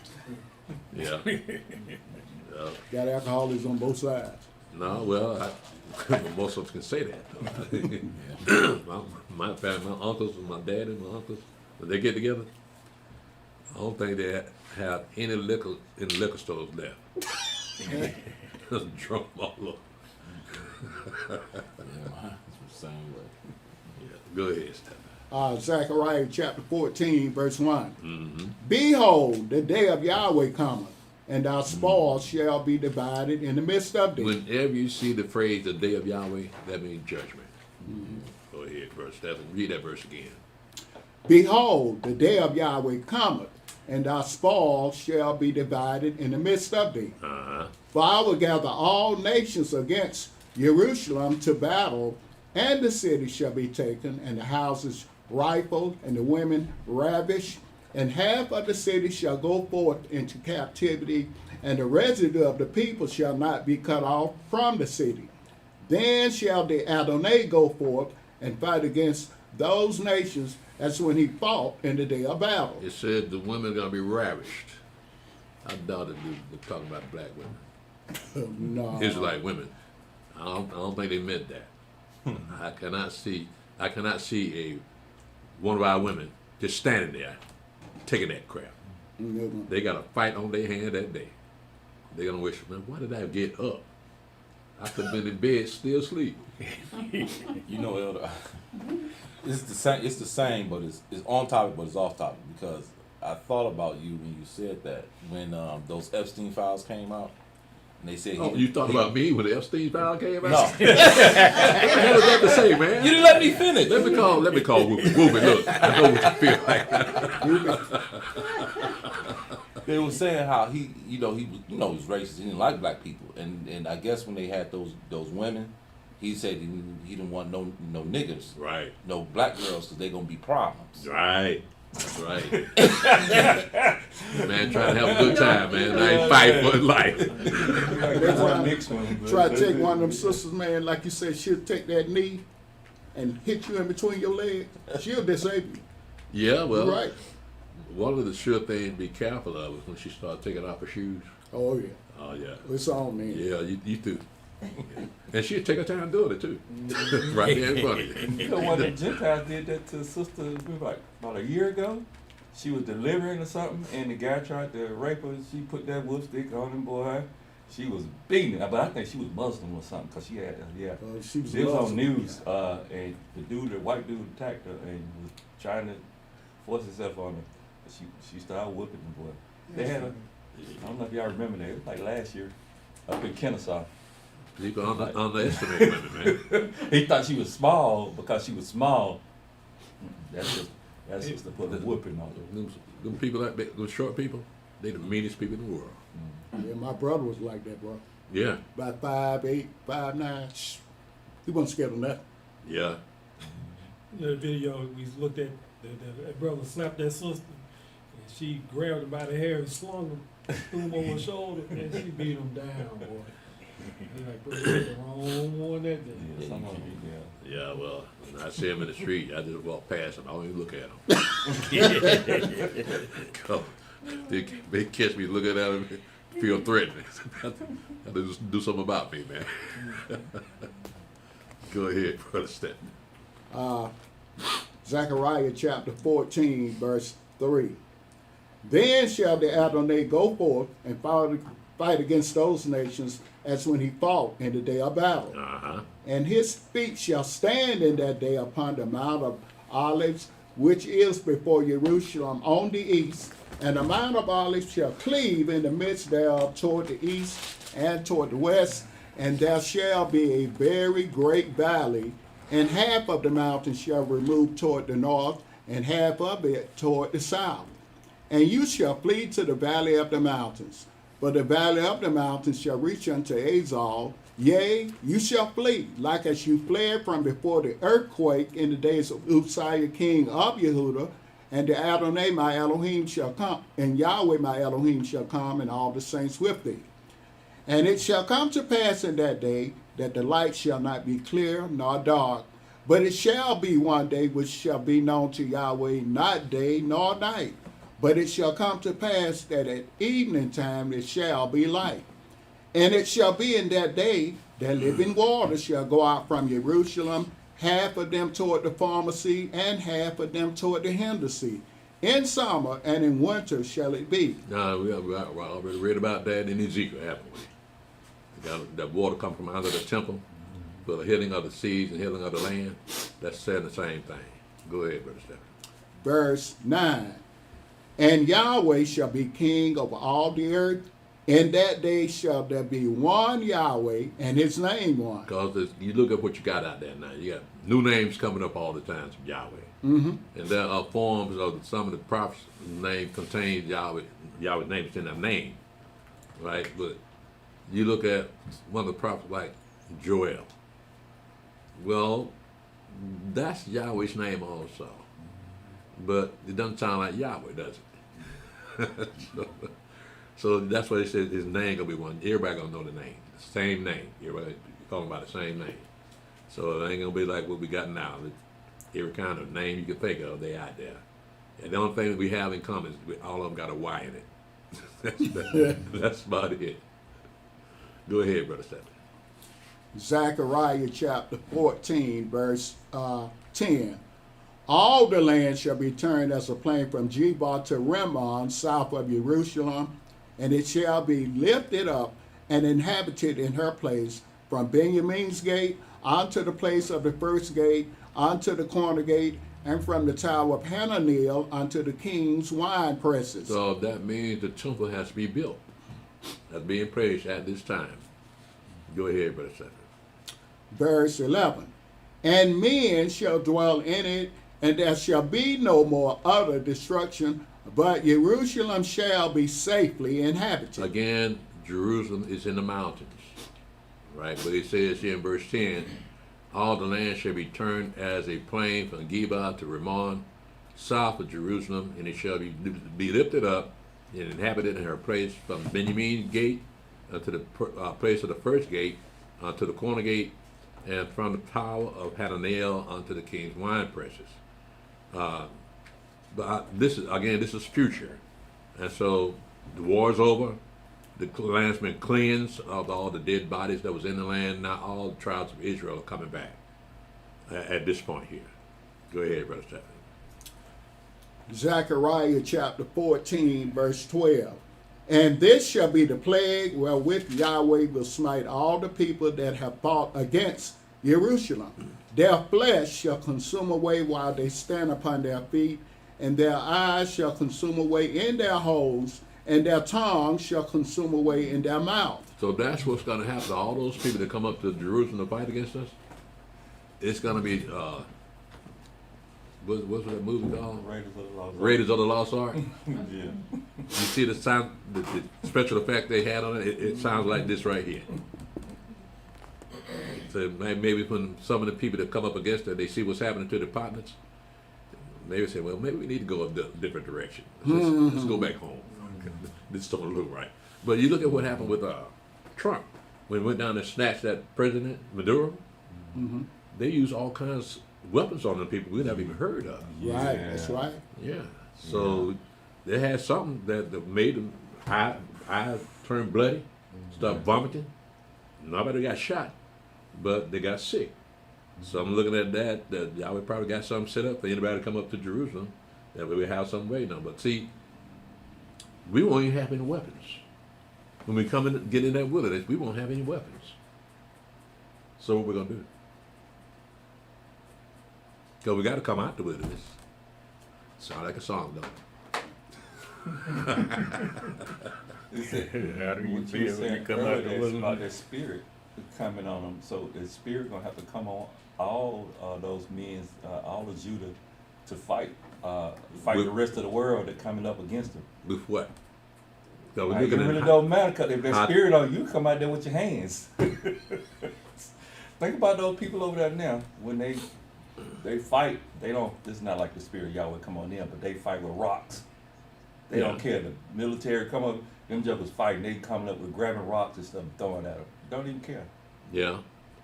But, So do you figure it's going to be the same way? nah, I don't know. How you know? I'm reading it. I'm reading. I'm following it. So it But doesn't say they're gonna have weapons. But it said they're gonna fight. well, So, the reason I ask because only people that's going to be there are the people that believe in Mashiach. People that have been baptized. You see, don't know a whole lot. Well, he's been in the military, so he can look at that and assess it for the way a military man would look at it. But we got two different things going on here. We got people that don't have any high tech military gear, whereas everybody else does, right? So how are you gonna fight that war with no kind of weaponry? Well, who's out there in the wilderness with us? Angels. The man, David yeah, out- so they'll be. Well, ain't David out there with them? Yep, yep. David was out That's there with them, That's right. and so Right. I'm they'll right be there beside in the city, God's will. and they'll the angels. Yeah, they'll take care of that high tech stuff. Yeah. You know, even at that, it's a lot written down. It's a lot gonna happen. Like you say, it's a lot of mysteries in that too. Yeah. That we just not in the book. Right. So as long as it says, you know, like, well, we gonna leave out America, I let it go at that. It don't tell you exactly how. It just say you leaving America at a appointed time. You gotta Right? get out of here. Yeah, Yeah, we don't know how. yeah, So y'all didn't put it in there because our enemy might see how and try to stop us. right. You know, because Yahweh is so powerful, he may not. He don't want you to have no equipment. He want to show the world his power. Yeah. That's right. Right. Just like So y'all will be glorified. it's supposed to be glorified, just like in Yeah. Egypt. I'm gonna make this sea go this way and that way. Yeah, because they don't forget all about Yahweh. Right. After he destroyed Egypt, they kind of forgot all about Yahweh after a while. Mm-hmm. So now he's coming back and making another name for himself. Yep. Yeah. Go ahead, Brother Stephen.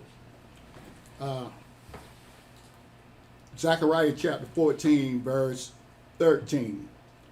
And it shall come to pass in that day that a great tumult from Yahweh shall be among them, and they shall lay hold every one on the hand of his neighbor, and his hand shall rise up against the hand of his neighbor. They're doing this and don't know why.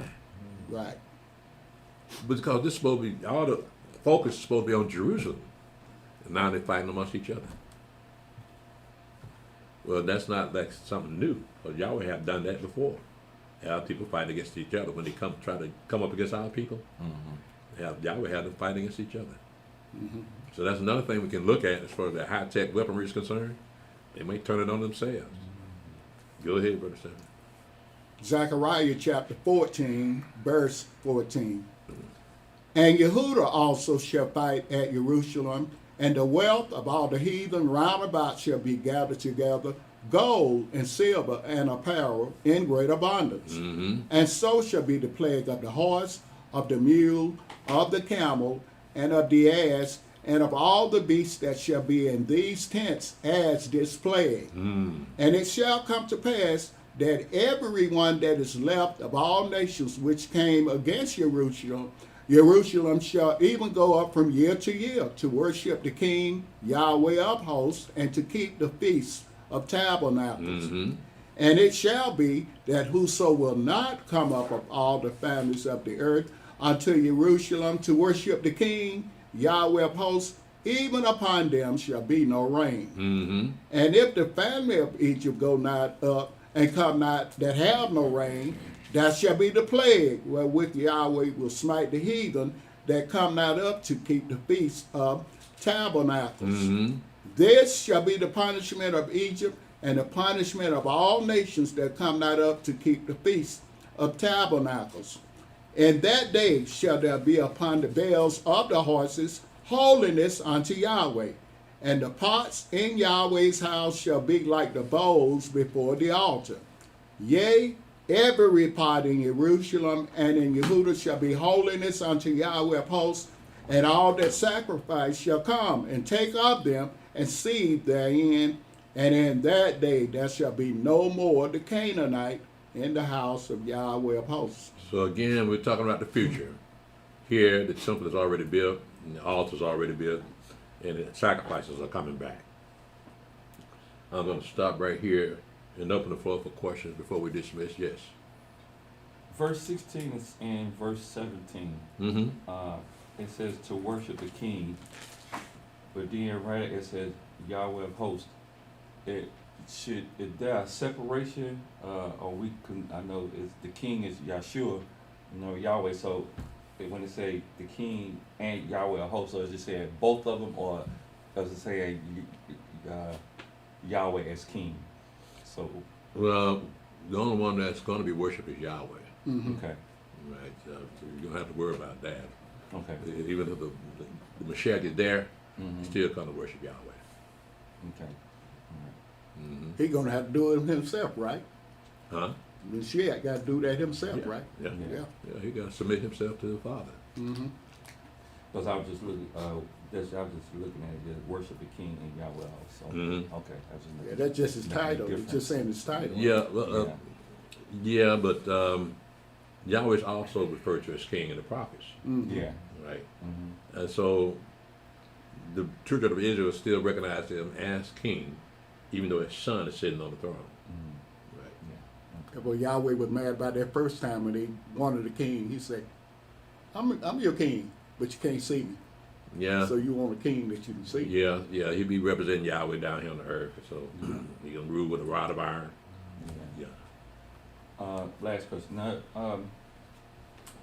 so I saw something this morning, and we were talking about Esau was on there and made a comment, and they asked him, "What you think about the Hebrew Israelites?" And that, and he was like, "Well, I don't. They can believe whatever they want to. They're not keeping these laws like we keeping them." Who is this? Some Esau. You talking about us? Yeah, he was talking about us, and he was. So I don't know who was interviewing him, but he was saying that, well, they can believe what they want to. They're not keeping the laws like we keeping them. And so I was like, are they keeping those laws in vain if Yahweh don't get rid of them? Who? Esau? Esau, yeah. Yeah, they wasting their time. Yeah.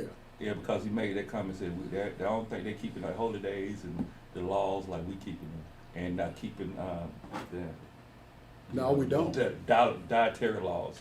He mentioned that. I was like, Yeah, they got kosher kosher pigs. stuff. I was like, well, What they've done is, for instance, keeping the Sabbath day holy, right? They have other people doing their job on the Sabbath day.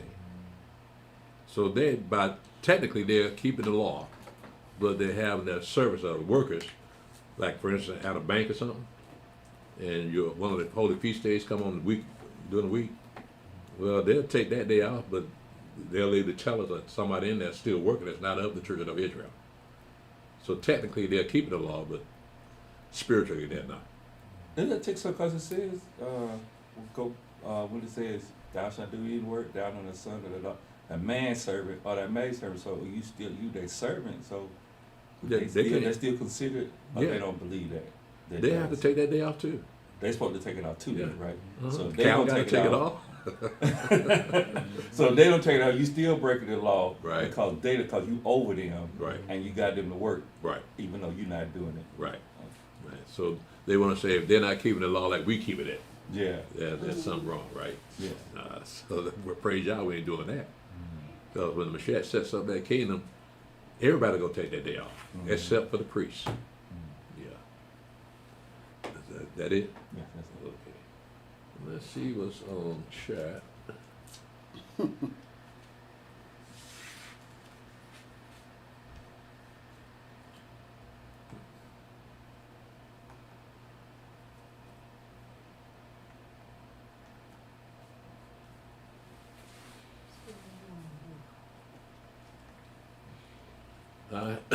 I have on YouTube, Brother Alahayim, Ben Yasharada, on YouTube.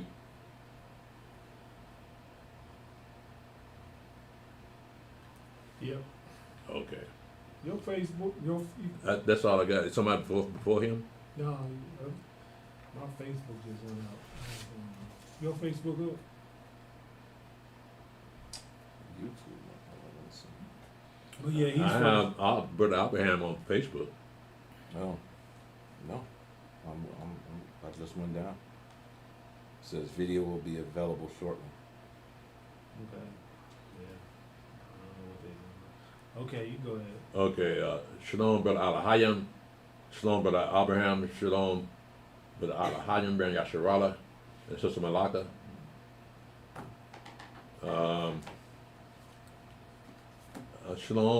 Shalom, Jean Yvonne. Shalom, I love this song, Praise Yah. This song. The intro song. Huh? The intro song that comes. Oh, the intro. Yeah. Forgot we had that. The elder said something too about, that sound like a song, coming out the wilderness. Oh yeah. Oh yeah, that might be what she's talking about. Okay, come out the wilderness. I love that song too. Shalom Yahweh song. Shalom Brother Eliyahu. Shalom Brother Mickey Anderson. Shalom Brother Gregory Rucker. Shalom Elder Elzar and Sister Akaya. Shalom Susie Garman. Shalom Brother Yaakov Ben Israel. Shalom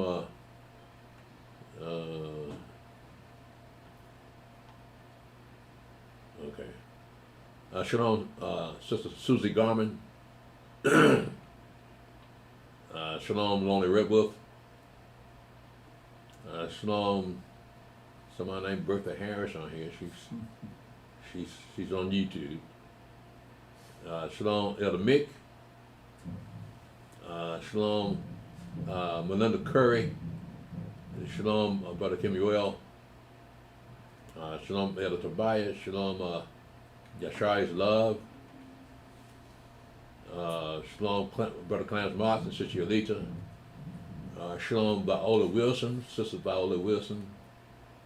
Shalom Elder Hiram. Shalom Brother David. Shalom Julius Brown. Okay, I got you. Shalom Brother Adawan, Ben Yasharala. Shalom Don Lee. It's not because Yah cursed the whole earth and everything within. What's he referring to? While we up here, Brother Dunley, you might want to elaborate a little bit more about that because it might be part of a conversation that we don't recall having. But if we did it, which might enlighten us a little bit more. Shalom Shabayan Yasharala Elder. Shalom Ronald Young. Where's Yahweh? Yahweh's in heaven. Shalom Ronald Young. Say, where's Yahweh? Shalom Brother Elder, in Zechariah 10:3-4, you mentioned that the translators used the word corner, but it should have been cornerstone. Could you tell me who that is, please? Let's go to 1 Peter.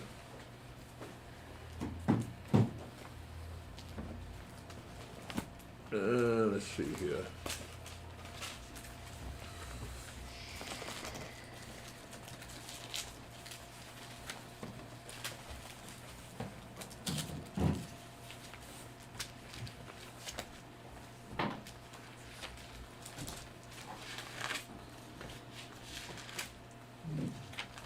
Brother Stephen picked this up in 1 Peter chapter 2, verse 1 to verse 6. We're going to see who this cornerstone is.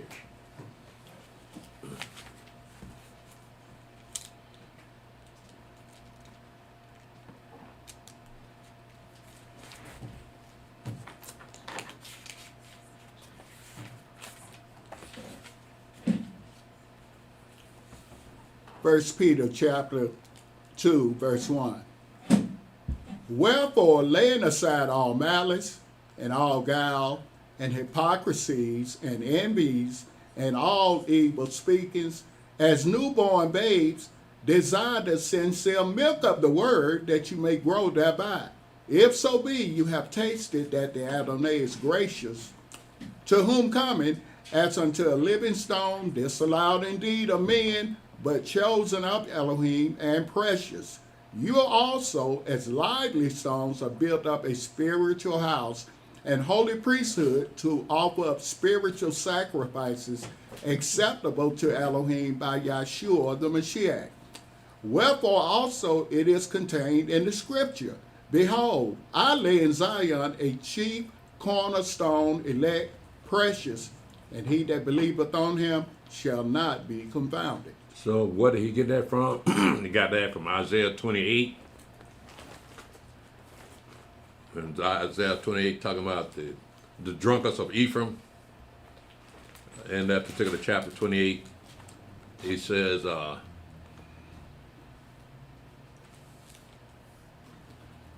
for instance, in verse 14 and 15, look what he's saying here. Wherefore, hear the word of Yahweh, ye scornful men that rule this people which is in Jerusalem. Because you have said, we have made a covenant with death, and with hell are we in agreement. When the overflowing scourge shall pass through, it shall not come unto me. But we have made lies our refuge, and under falsehood have we hid ourselves. Therefore, thus saith the Adonai Elohim, behold, I lay in Zion for a foundation a stone, a tried stone, and a precious cornerstone, a pure foundation. He that believeth shall not make haste. Okay, so again, that's what Peter's quoting there. So that cornerstone is the Mashiach. Shalom, Brother Roosevelt. Shalom. Yah is our righteousness. Okay, Shalom, Yah is our righteousness. We are the original people, also known as American Indians. Oh, this one you talking about? On the America's land and territory since the beginning of time, and originally with woolly hair. Can you prove that to me? Can you show me what is written down there? Because that should have been big news for everybody if you were the original people on the earth. Because in our book, it doesn't say you are. If you were, then you got washed away with the flood. Wicked men curse the earth, not the Creator. Oh, he got a lot to say, huh? That was the last one. You blocked it? You fell on it? Nah, he got quiet, so I let him Okay. stick around and listen. And to the truth.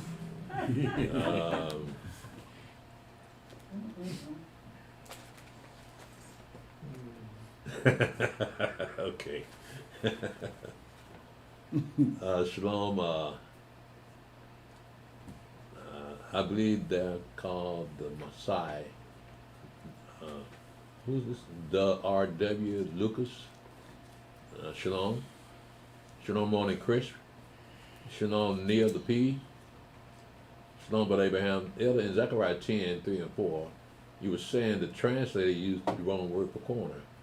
What should that be? And if I'm not mistaken, you asked who it was to explain. I think I just did. Shalom, but Hanok ben Israel? No. Good in That's probably won't come back. We'll be seeing with people like us, man. Shalom, Curio. Shalom, who wants to know? Good morning, sir, elder, yourself, and NCSI brothers and sisters. Shalom. Shalom, brother Malachi. Shalom, sister Tamikia. Israel. Shalom, who wants to know? Elder, yourself. The so-called black African American of the tribe of Judah, or the tribe of Judah scattered throughout the earth. The main tribe of Judah is here in America and in the islands and in Brazil also. Because when you go back in history, you see that we got ran out of the land of Israel. We ended up in the land of Africa, and we started our own kingdom. We called it the Kingdom of Judah. But the other people called it Weda. We called it Weda. So again, the bulk of Judah is over here in America, but it wouldn't surprise me if there was some still scattered in other places, especially when you look at Africa. You got Judah down there too. So it wouldn't, that slave trade was held on both sides of Africa, on the east side and on the west side. So it wouldn't, and then you look at some of the original people like the Chinese. You got some black Chinese. You got woolly hair. And I think ain't some up there in the Philippines. Oh, I keep saying the Philippines. I think Walt said something about that. Yeah, Yeah, you see some of them. they're up in the Philippines, ain't they? Yeah. Yeah. So yeah, we kind of scattered out. Brother, who wants to know? India too. Huh? India too. India. Yeah, you see a lot of us mixed in over there, the darker Didn't you? They like fair skin. So us darker, they consider the darker ones. They don't like them too much. They want them. They stay them off to so you working too much. They consider you poor.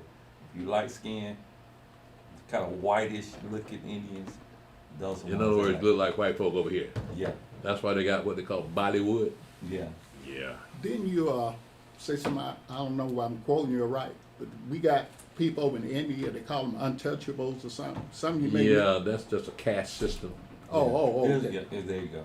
Yeah. I know. I remember you mentioned that about several times. Yeah, they're trying to cut that out, but I think some of it's still around. Oh, okay. Yeah.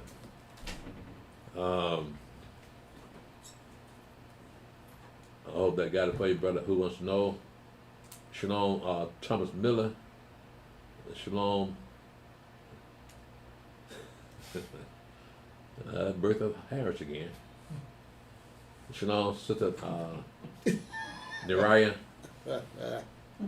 Shalom, Brother David. They also found chariot wheels with 3 or 4 spokes. And they found bones down there too. You're right. Mm-hmm. I saw that.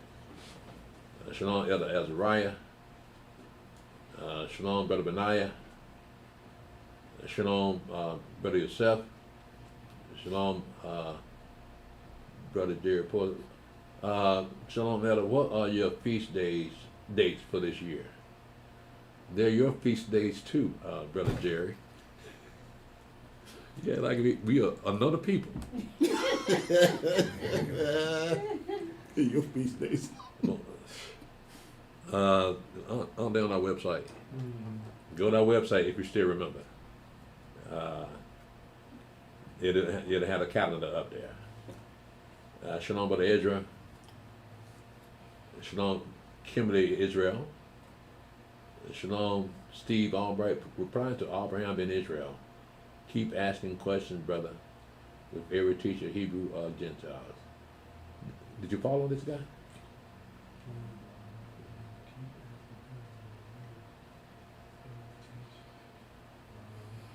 That one slipped by, huh? He came on late. Well, you know what? Yeah, because some Facebook has signed off for some reason. It signed off Mhm. on your punt. Oh. I got him. Okay. Well, I know Brother Abraham know better than listen to somebody like this. Shalom, Brother Alahayim, Ben Yasharada, great class, praise Yah.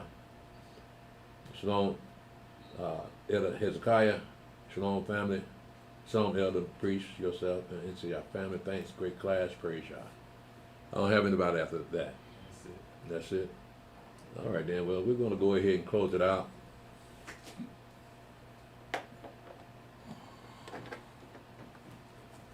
Okay, Facebook, YouTube, we're going to close it out now. And I'm going to invite you out to our history class. It's coming.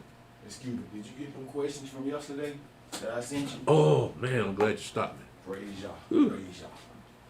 Yeah, let me get those questions. Came in at the right time.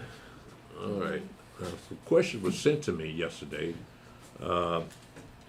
after service, but I didn't catch them in time, so Deacon Shishan sent them to me. And let me see if I can pull them up.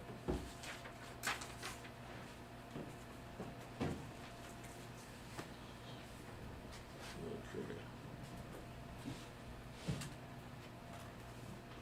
Okay.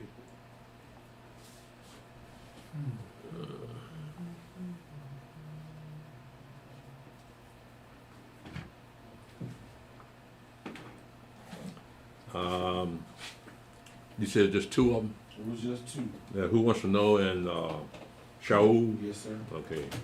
Who wants to know? So is Israel his spirit son? And the Bible don't elaborate on this because I never knew anything about this. And thank you, Elder. Well, everything about Yahweh's spirit. It's not like he's got a spirit son. I mean, yes, angels are spirits, and they're called the sons of God also. But yeah, this song will. Didn't I answer this yesterday? I think you did. Yeah, It sounded like you You did. answer Israel, yeah. Cause he Was he the same person that asked the question? he's the same person. When you answered it, you was explaining the difference between Israel and Yahshua. And I think that's why he came back and saying, so Israel was I think he's trying to say Israel was the spirit that came down on Yeah, Yahshua. okay. Okay, yeah, that was that spirit that came out down on him on that on the day of his baptism, the Meshach baptism. As I mentioned yesterday, we found out that Israel, the Yahweh's firstborn son, in Exodus chapter 4. So Yahweh declares Israel is the firstborn son. But when you look at the physical Yaakov and Esau, when they were born, Yaakov was born second. He came out the womb second. So he was talking about a real firstborn son here, which is named Israel. And we're named after Yahweh's firstborn son.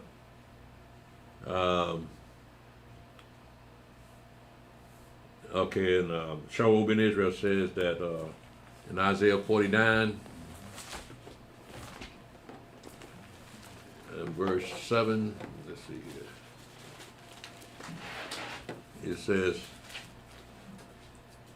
"Thus saith Yahweh, the Redeemer of Israel, and his Holy One, to whom man despises, to him whom the nation abhorreth, to his servant and rulers."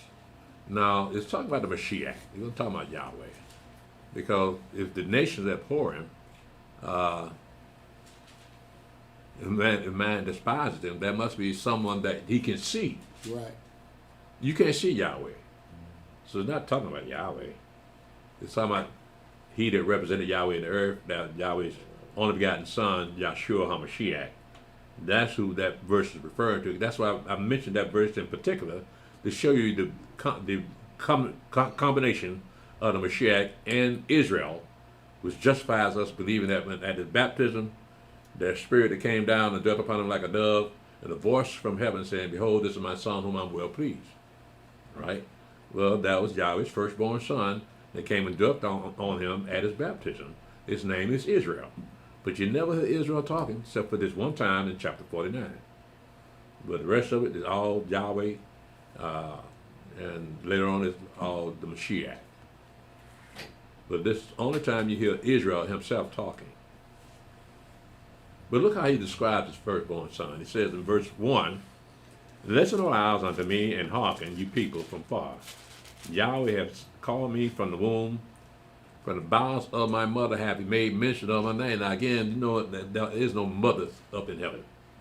So what he's doing is showing you something symbolic of how we go through life from the mother, being born from a woman, right? Showing you the relationship between the things of heaven and things of the earth. "And he have made my mouth like a sharp sword. In the shadow of his hand have he hid me, and made me a polished shaft.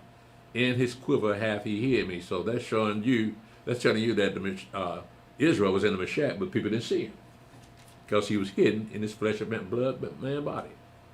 Because that's when he said at his baptism, "This is my son in whom I'm well pleased." He wasn't talking about the man. He was talking about that spirit that came and dwelt upon that man. Right? So I hope that helped you out, Brother Shaul.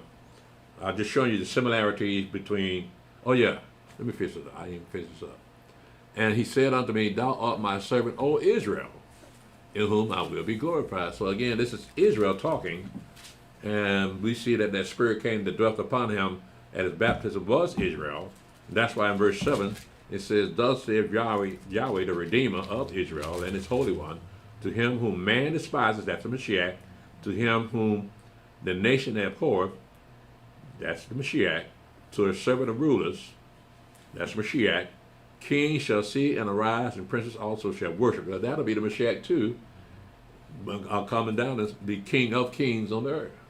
So he's showing you the opposite of what's going to happen.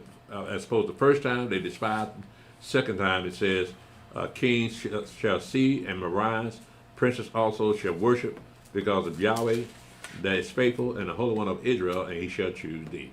So now it's talking about that new creation named Yahshua HaMashiach. So that's who they despised the first time out of jealousy. But this time when he comes back, the king's going to rise up and bow themselves down to him. So there's going to be two different advents that's going to happen. So I don't have anything else. But excellent question, Brother Shaul and Brother Miguel. And who wants to know? I'll be glad when you get your Hebrew name, man. I'll try to remember his name. Who wants to know? I say, what's his name? You better know. I always mess it up. I don't remember till he texts me again. Okay, I'm going to go ahead and put it. Who wants to know? I said you asking for his name. Who wants to know? That's a sentence. It's not a name. It's a question too. That's a response. But it's also a question. It's a question. How can a man's name be a question? He's a mystery. Who else but us, right? He's a mystery. I mean, he take the candle. Sound like Elder got cold, right?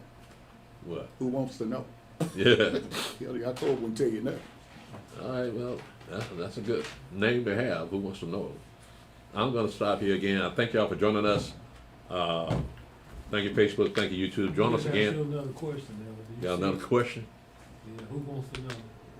All right, let me see if I. All right, let's see here.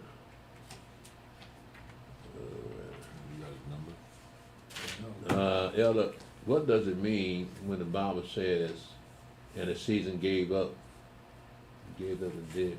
I think this was in Revelation. No, I don't think it said season. I know, but he got season on here.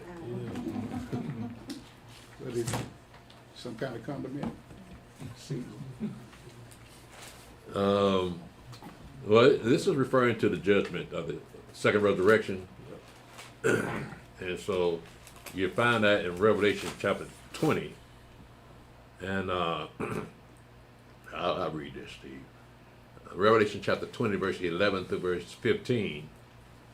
And he says, and I saw a great white throne, and him that sat on it, from whose face the earth and the heaven fled away, and there was found no place for them. And I saw the dead, small and great, stand before Elohim, and the book was opened, and another book was opened, which is the book of life, and the dead were judged out of those things which are written. All those things were written in the books according to that word. And the sea gave up the dead which were in it, and death and hell delivered up the dead which were in them, and they were judged, every man according to their works. And death and hell were cast into the lake of fire. This is the second death. And whosoever was not found written in the book of the life was cast into the lake of fire. So yeah, that would be after the 1,000 years of the Mashiach reign on this earth. And so he will be at the end of that 1,000 years. That's when all the people that died that wasn't resurrected on the first resurrection will be resurrected in the second resurrection. And they're going to face that great white throne of judgment and be thrown into the lake of fire. Correct that. Yeah, that was in Revelation chapter 20, verse 11 to verse 15. So you want to check that out. So when it said it gave up the dead that were in the seas, well, people died in oceans all the time. So over the years, that doesn't mean they're not, even though they're disintegrated, that doesn't mean that they don't, Yahweh doesn't know where they are. Because remember, Satan knows where every dead body is, right? But didn't know where Moshe's body was, did he? So Yahweh knows where these bodies are. So we may not see them physically, but Yahweh still knows where they are.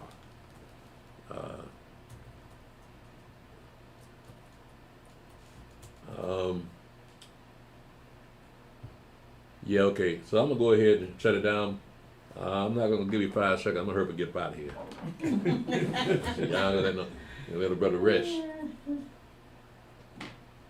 like that Day of Atonement about 3-4 years ago. They were so hungry they kept you on the line. And Yeah, bro. You know what? I thought about that too because it's gonna fall again. This keep their mind off food. They kept the other on the line. They say, I know what y'all doing. Thank you, Facebook. Thank you, YouTube. We're going to Yeah, go ahead and thank shut it y'all. down now. It's gonna happen. Join us again on the third day, which is Tuesday night, for our history